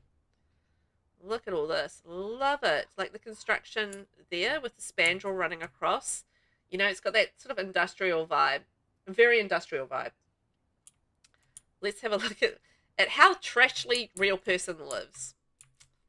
Messily. I 100% expected this to be a little messy and a little eclectic, and I can already tell that that's exactly what this is. We've got mismatched furniture. little bits and pieces that have kind of been found here, there, and everywhere, and that is so perfect for Trashly. He's made a mess, and like this is his latest pile of rubbish that he's kind of found, and he's digging through it. He's looking for his next treasure, you know, looking for his next treasure in his trash. So digging that, like these little items up here on the wall are just absolutely perfect for this vibe home. Like nothing matches through there. Love it. He's growing some of his own plants, self-sustaining. He's making his own furniture as well with woodworking. And then coming through here, a little bit of gardening on the inside as well. Maybe his herbs and stuff, you know? Oh, nice. And this kitchen, I love that it's the more sort of rustic cabinets from Horse Ranch there. That's cool. And again, just like nothing kind of matching, like the oven doesn't match the fridge, you know, stuff like that. It's very nice. Vinny, it's hard to make a mismatched build look right, but this is so well done. I agree. Lainey, you're still in awe. There's stuff under the house because all of my plants clip to the foundation. You're still very new to builds. Oh, yeah.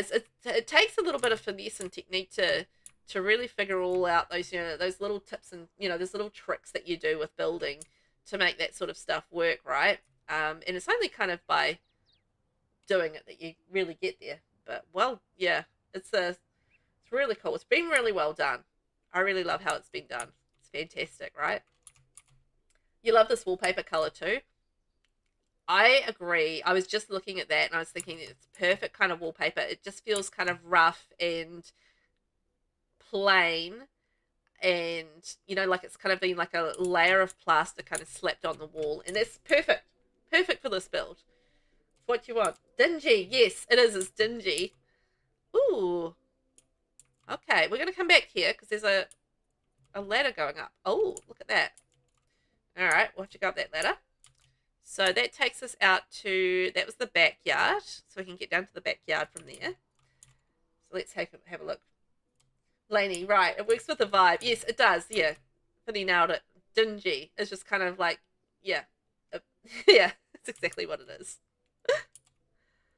Oh, look at this bathroom. A squat toilet. No. Not the squat toilet. Again, just like very mismatched. We've got like different items in here. That mirror is so fun. That's a fun choice. He's just like found this old kid's mirror and just stuck it in his bathroom. I love it. There's such a story to this build, and it's really working. Okay, I think I found everything downstairs. So let's head up this ladder and see what's up on the next level. Little fuse box there. Perfect. Oh, an art space. Hey there, Trashly. How you doing, my friend? Look at this lovely art space. And this, you know what, this makes so much sense because we had... Oh, okay. Kick me out. That's fine. We had all of those pictures in that front area, right? That was like little Trashly's little art sort of studio gallery kind of area. And then this is where he creates all his beautiful art creations right here. Isn't that fantastic? I love it. Love that art area, and you can see his like little inspirations and his artwork. All the raccoon styles. Trash pandas. Okay, so we've got a second bathroom up here. Very DIY looking, which is fantastic. Like he's made this mirror himself, and you know, he's kind of got like some rundown, cobbled together kind of appliances. And then into this bedroom here. Ah, that's so cool. It's like stuff he's kind of found. It's perfect. Like he doesn't need all these beds, but you know, maybe he's having his mates over and they all crash in this room. This is like a little party Trashly party area, and this is the rest of his crew come over to hang out. And it's all mismatched stuff that he's found. Absolutely fantastic. Love it. Just random stuff. But you know, it all works. Like it's thoughtfully placed random stuff. It's not just like we'll just shove anything on the wall. It's stuff that actually works with the vibe of the build. So, you know, from a decorator's point of view, you can tell it's been thought put into that. But you know, from Trashly's point of view, it's like, you know, this is my stuff that I love. It's my trash treasures. Haley, welcome on in. How are you today? Are you doing good? Welcome in. You've come just in time for the last tour. We're just finishing this one, and then we're going to go over to the last tour. So good timing yet to check out. Lainey, the real question is, how does he get his art pieces down the ladder safely? I feel like he might need like a safety pulley system, and you know, like have a little pulley system, and like you can safely nestle the art on the pulley system and pulley it down. I feel like that would be a safe way to do it, maybe, depending on the pulley system. Haley, woohoo, at least I didn't miss it completely. You didn't. You got in here just in time. Heading into lunchtime, right? You're good, thanks. Working from home, but I'm meetings most of the day. Oh, yes. The dreaded meetings. It's like, no, just let me do my work. But, you know, they're somewhat necessary, I feel like, sometimes. All right, so this is our bedroom, our bathroom, and our art space. And then we have our lovely living space in here with our trash to treasure and our beautiful backyard area and different sections there. Fantastic. That was so good. I loved that. That was really, really fun. Snaps in the chat for that amazing build. That was Trashley's home base. And that was created by DYNAMICTORTOISE. It's up on the gallery, and 30 by 20 lot, 1 bedroom, 2 bathrooms. You can also find it under #MashShell1. So yay! Messina, you made it as well. Yay! Haley, more like just let me pretend to work. Fantastic. Messina, you just got back from your mountain skylift, got food, and then got caught by the rain on the way back to the hotel, but hanging out now. Ooh, how was your mountain skylift? Did you have, and how was the food? Was it good?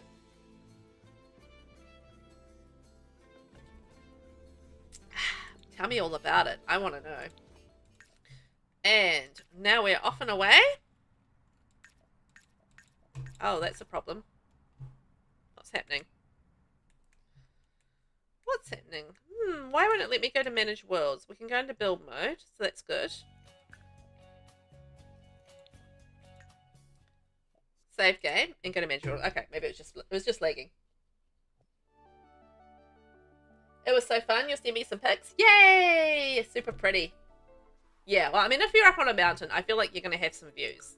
I wouldn't, if I'm on top of a mountain, I'm going to insist on having some views. It's my one requirement from being on top of a mountain. If I'm going up that high, I want the views. Thank you very much. Yeah, you can see the very last one. Who is the last one? Let's see.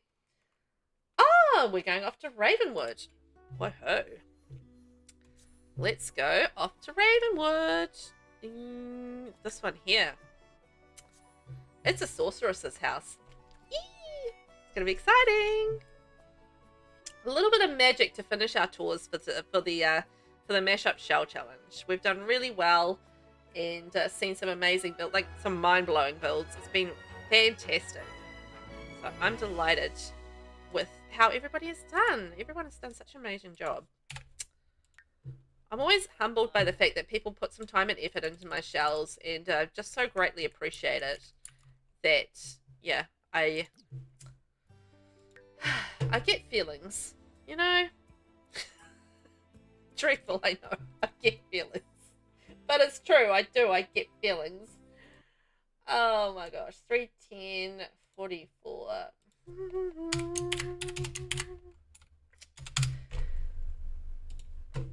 Our next build is an overgrown church. And it was created by Tessa Sama 45. It's on... Oh gosh, okay. Somebody died. By Tessa Sama 45, and it's on a 30 by 20 lot, 1 bedroom and 1 bathroom. A sorceress had a fight with a nun. To end it, she cast a spell, and soon flowers, trees, and vines began to grow from the ground. The church gently floated up, surrounded by colourful blooms and green leaves. The sorceress smiled and walked inside, making it her new home. Aww! Well, that's a lovely story. I love that. It feels like, you know, a sorceress fought a nun and won, and like took over the nun's church and was like, get out of here, nun. I'm going to turn this into something beautiful and green and flowery and pretty. And this is what it turned into. Now, they didn't choose an NPC for this build, but I chose one for them. So I have put Minerva Charm in there. So we have the delightful Minerva Charm living in this amazing house. And where is she? There she is. I'm going to reset her. And she is the sorceress that brought this build to life. Oh my gosh, look at all this beautiful greenery. Wow. Can you guys see how pretty this is? This is pretty. Oh my gosh, it feels like an overgrown church. It's exactly what it says it is. You know, you can kind of see the church bells up there. And you know, the shape of the roof and everything. And those windows up here. Wow, look at the way that they've done the windows. They've stacked the windows. Look how they've done that. That's cool. Because that's the Wedding Stories windows over the base game. And with the base game windows over the top. That's awesome. And like all the greenery beautifully done on the outside. Like the Enchanted by Nature pack is just mega awesome for doing greenery on the exterior of builds. And they've really taken advantage of that and just like layered it. Beautiful. Ad break. Good chance to stretch. Please stretch during your ad break. And all the ivy work up the walls. Isn't that just utterly gorgeous? I love this little walkway, kind of archway coming in here as well. That's beautiful. All the greenery sort of dripping down it as well. There's so much detail there. What a lovely little pathway coming in. Just stunning.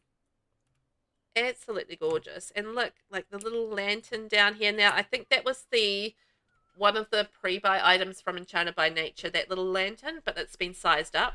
You know, all the mushrooms, the stump, the birds, the rocks, the little bit of landscaping there. It's gorgeous. I love the way that that's been done. I love this lantern. I don't know what it is, but this light here with like the lotuses on it. I just love that. I love that light. It's one of those lights that I haven't really used much, but man, I love it. Just the way that this has all been, like all of this detail on the outside. You know, we've got like the little bug lights. We've got the mushrooms coming in through there as well. And just all the different types of ivy. We've got like lights looping around through there. I mean, lights all up the side through here as well. It's extraordinarily pretty. So pretty. I love the way that it's been done. And, you know, we've got just so many little details through here. It's truly quite stunning. Absolutely gorgeous. Mailbox. We've got, like, you know, logs and stumps. Oh, and they've put, like, some of the house on the stumps as well. Or some of the overgrown church on stumps. That feels very natural and organic. I love that. They've kind of just, like, pulled it out of the ground and made it kind of float in the air on these stumps. And it's just overgrown and lush. Oh, look at all the way the roofing's been done here as well. The little dormers sticking out, and the mossy roof choice as well there. Very cool. Look at this balcony area, the way it's been lit up. Oh my gosh. Look at all this beautiful cluttering. We've got like so many different bits of clutter here. Layers and layers of clutter, and we've got like the beautiful brazier light, you know, bit of fire there, like all the wonderful stacking of the greenery on the outside, so much in the way of plants, the bird bath, the tree stumps for the foundation is brilliant. Yeah, I love that. Such a good idea. Like, you know, oh, look, even like the wind chime there. It's a gorgeous idea. I've used that a couple of times, that sort of thing with the tree stumps for houses in a couple of houses with the Enchanted by Nature pack, and that works. Like little tree stump builds with the Enchanted by Nature pack is something that works really well, and they've done it really well here. Just like, stacking up the greenery with like the different like tree stumps and bits and pieces around it, like the vines and stuff, to make it feel like it's a very natural thing. Yeah, it's straight out of a fantasy novel. That's exactly right, Haley. It feels like it. Yeah, it's gorgeous, Funny. I agree. Absolutely gorgeous. I love the way that they've kind of combined all that stuff. The Enchanted by Nature pack just has so many great things for doing builds like this. And, you know, if you're going to have like a whimsical pack like Enchanted by Nature, then, you know, you want to have these types of things. And it's just made so much, so much more, well, it's given us so much more in terms of options for whimsical builds and for, you know, really creating like nature bound builds like this one. Like this is very in tune with nature. You know, it's blooms everywhere. It's beautiful flowers, and it's just feels so naturally done, like it really is just coming out of the ground, and I love it.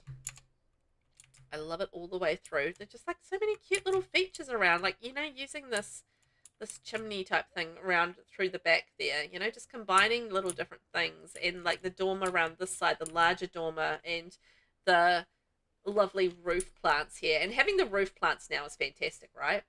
Annalise, it's incredible. Yes, it really is. It's really, truly wonderful.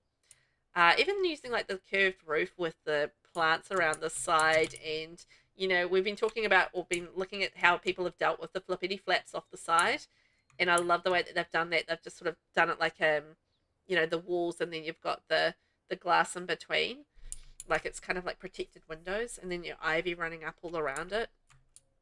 That's a cool look. Our sorceress is going up into her house. Fantastic. But yeah, like cute little mushrooms everywhere, grasses and flowers. It's so pretty. What have we got around here? Let's have a wee look, see. Oh, we've got a wishing well. Make sure you're in a good mood for that wishing well. You love the glass walls with the stone. It's such a creative idea. Yeah, I really like that as well, Nis. I think it's really lovely.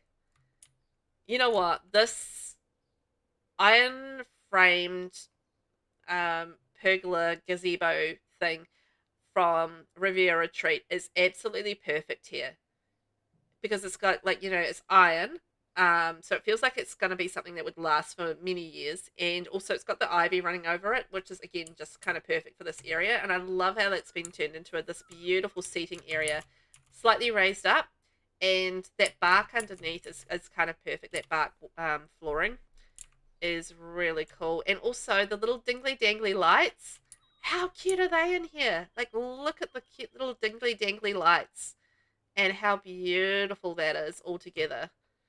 Like, that's a gorgeous little seating area. It really is. You always forget that item and you love it so much. Yeah, it's so nice, right?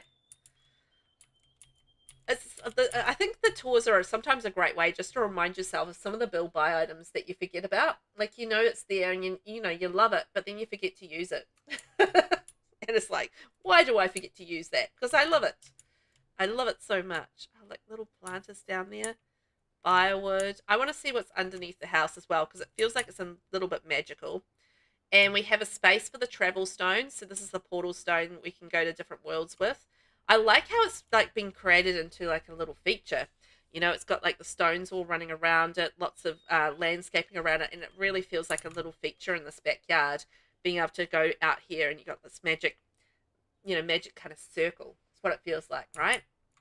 Very mystical. I love that. Let's have a wee look under here. What have we got under our house? So we've got our little tree stumps. We've got some lights here. Lights here. So this is how we access the house, up through the ladder.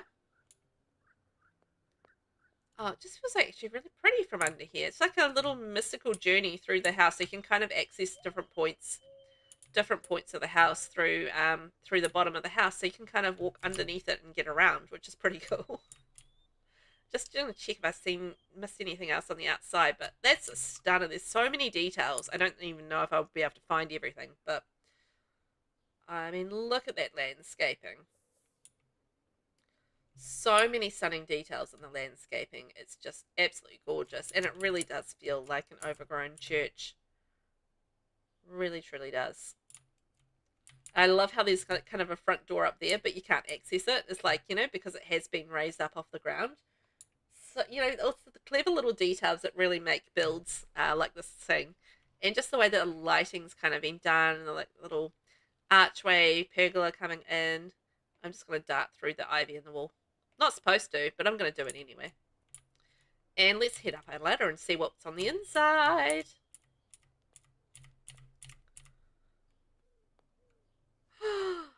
Oh, it looks so witchy. She looks perfect in here. Oh my gosh. Look at all this cluttering. Holy moly. Wow. Wow, wow, wow, wow. Look at it all. It's kind of like all very witchy and cozy and whimsical and, yeah, lived in. I mean, I can absolutely see like a sorceress slash witch living there. The timing of her walking past just then was amazing. Yes, thank you very much, Minerva, for being on point with your timing. Appreciate that. She's perfect in this house, I've got to say. But look at all this beautiful cluttering. We've got herbs hanging down everywhere. There's like bits and pieces, like a little cauldron up on the counter. Like you can imagine her like in here mixing up her lotions and potions and making her living with her spell casting and bits and pieces in this kitchen. Just so many little details. It's absolutely stunning. Wow. So much time spent on this cluttering as well. And then we'll come around to the entrance area. So, I mean, even in our little entrance area, so we've got another, yeah, we've got another ladder that goes up here. So this is kind of our transport zone. And yeah, we can get our shoes in there. We've got our qualifications. We're very qualified. Laney, wow. Yeah, I agree. Annalise, it's amazing. I agree. Laney, the effort to clutter the space. Shout out to this builder. Yes, 100%. Like when I see this amount of effort on cluttering, I'm just like, oh, I know how much time it took, because it's not so much about placing the clutter. It's about finding all of this clutter. And that's what takes the time with building, is finding all of these things. Like you have to go through and, you have to find this from this pack. You have to find that from that pack. I mean, that's so many different packs. And then you've got to go through and find all of that stuff. And then you've got to place it. I mean, cluttering is a lot of time and effort. And I always appreciate it when I see it, because I know how much time and effort it is to do all of this work. And find all of this stuff to put the clutter in. And yeah, it's just knowing your build by catalogue and knowing where to find it helps a lot when it comes to building. But it still takes time. Even if you know it backwards and frontwards, I mean, it still takes time to find all of this and bring it out. Oh my gosh, I love the way that this has been done, this fireplace. The fireplace, and you've got like the spandrel and the column in front of it with the picture running in behind. That is awesome. Love that. Even like little bits of pieces on the ottoman and the end tables, crystals and balls and stuff up the top, pictures everywhere, like little bits of clutter. I love it. And I love how this is kind of dangling off a shelf as well. Very cool. Perfect rug for in here, I feel like. Lots of bits and pieces on the coffee table. We've got our crow. Hello, Mr. Crow. Possibly raven. I always call them both. I call it both. It's a raven and a crow. And I think they're different things, aren't they? But still. And also, I love the fact that there's a curtain over the window, and then there's like greenery over the curtain. That's just like so perfect. The blue color for the curtains with the orange peeking through is gorgeous. Yes, I was just thinking exactly the same thing. Utterly gorgeous, right? Because I think there's something else. There's something else layered in behind that with the orange. And yeah, there's another like decal kind of thing coming in underneath it. So it's like stacked, stacked, stacked, stacked. So it's layer upon layer upon layer over there. And it just creates like, such a cool look. Really, really beautiful. Absolutely stunning. You know what? She's very happy in here. I feel like she's in love with this house. And so am I, because it's gorgeous. So what have we got through here? Ew. Ooh. Ah. Look at this bathroom. Oh my gosh. The green and the brown. It just feels so natural. The wood and the stone and the greenery. Oh my gosh. This is just stunningly, perfectly gorgeous. Wow. And again, just look at all this clutter work. Vinny, this is freaking lovely. I mean, OMG. Yes. Yes, it is. I'm just like in awe of the clutter work and just the time and effort and energy that has gone into just creating this lovely amount of clutter. Is absolutely stunning. And you know, just the whole styling of it is perfect for exactly what they described, like an overgrown church that is lived in by a sorceress. I 100% see it. I believe it. I get it. Haley, you want to have a bath in there? You could spend a good couple of hours in there easy, right? Not a problem. Okay, and then we come in here and we've got a cute little study area. Oh, it's a little bedroom. Oh, I love the flow of that. Look at this cozy little bedroom. Voodoo doll on the ground. Love it. All of these little bits of extra, you know, extra clutter. We've got a broomstick, the canopy over the bed, you know, all the little bits of decoration up on the wall. And then coming around there and it goes to a little study spot there as well. Oh, that's so good. Just the level of detail is amazing in this, you know? Look at it all. You know, things like using like your spandrels and your columns and your freezers and, you know, all that sort of thing around the house is just amazing. Hey, Minerva. It's so much for your eyes to take in. There's just like, you're just looking everywhere, trying to soak it all up because it's like, wow, so many details. Let's take a peek upstairs. Oh my gosh. Wow. So this feels like a workspace. So she's got all of her kind of living stuff downstairs, and then this feels like we go upstairs and then we've got the workspace happening up here.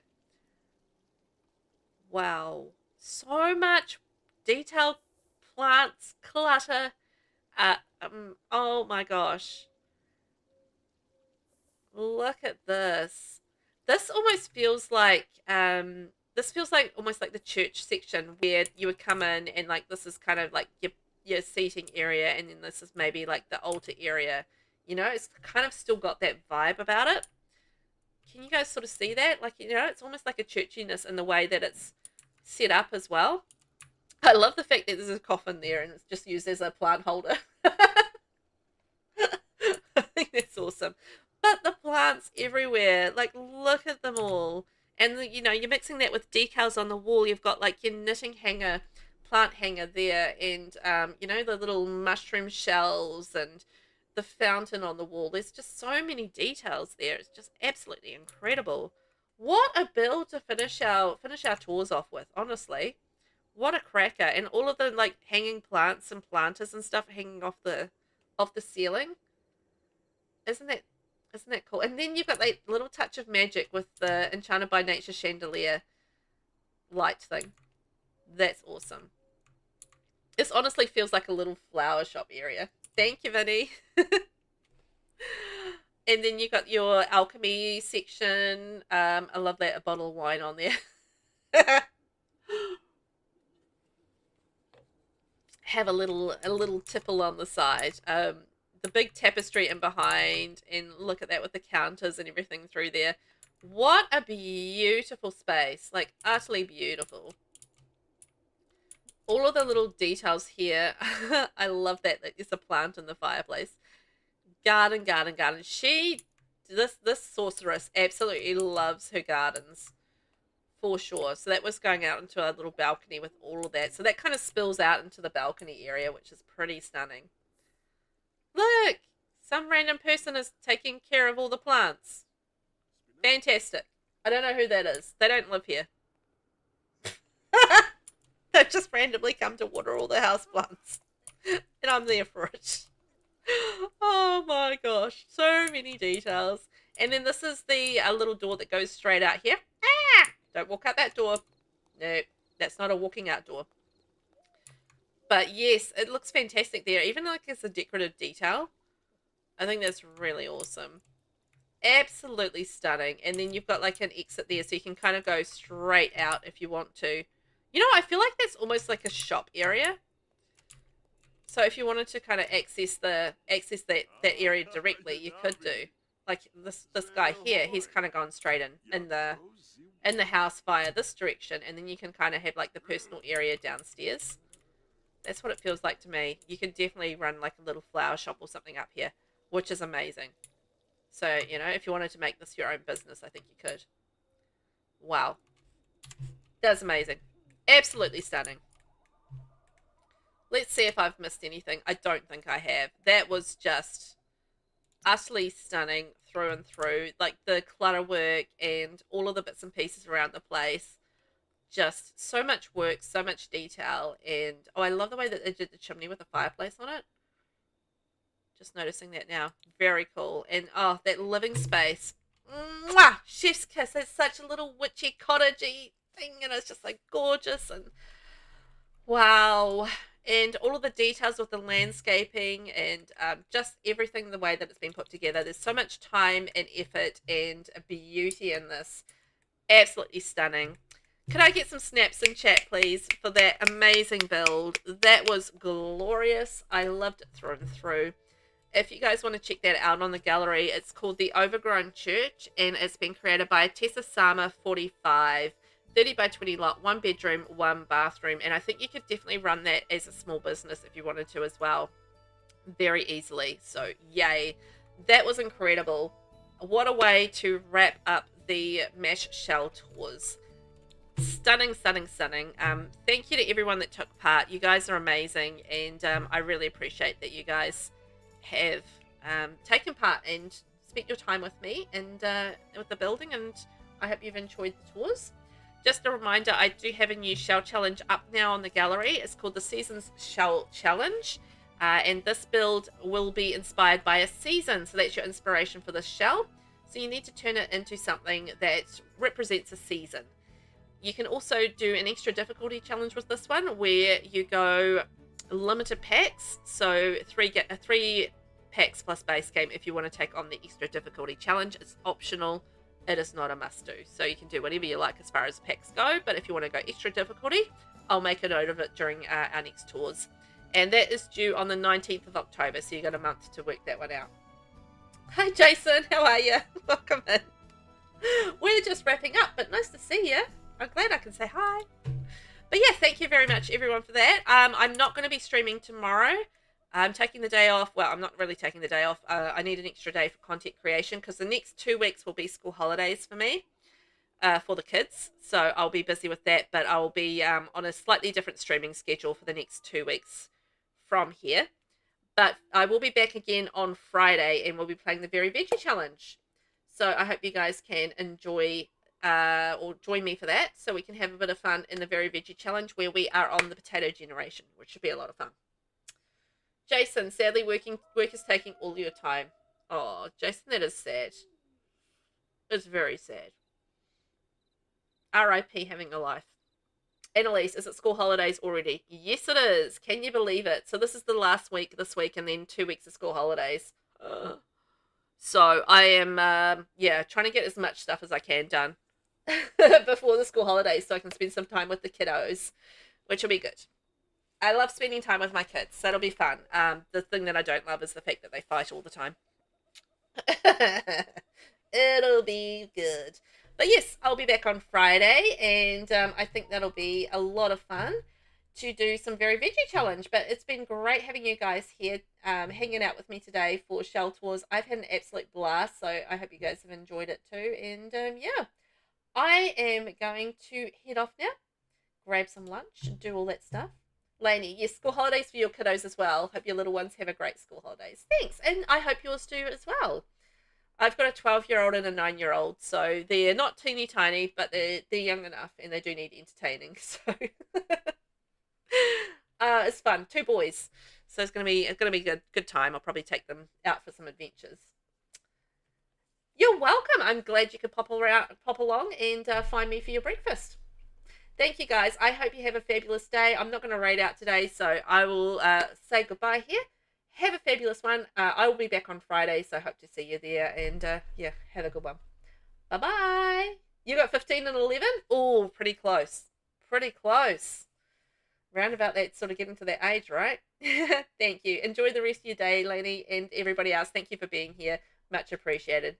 Catch you next time. Bye.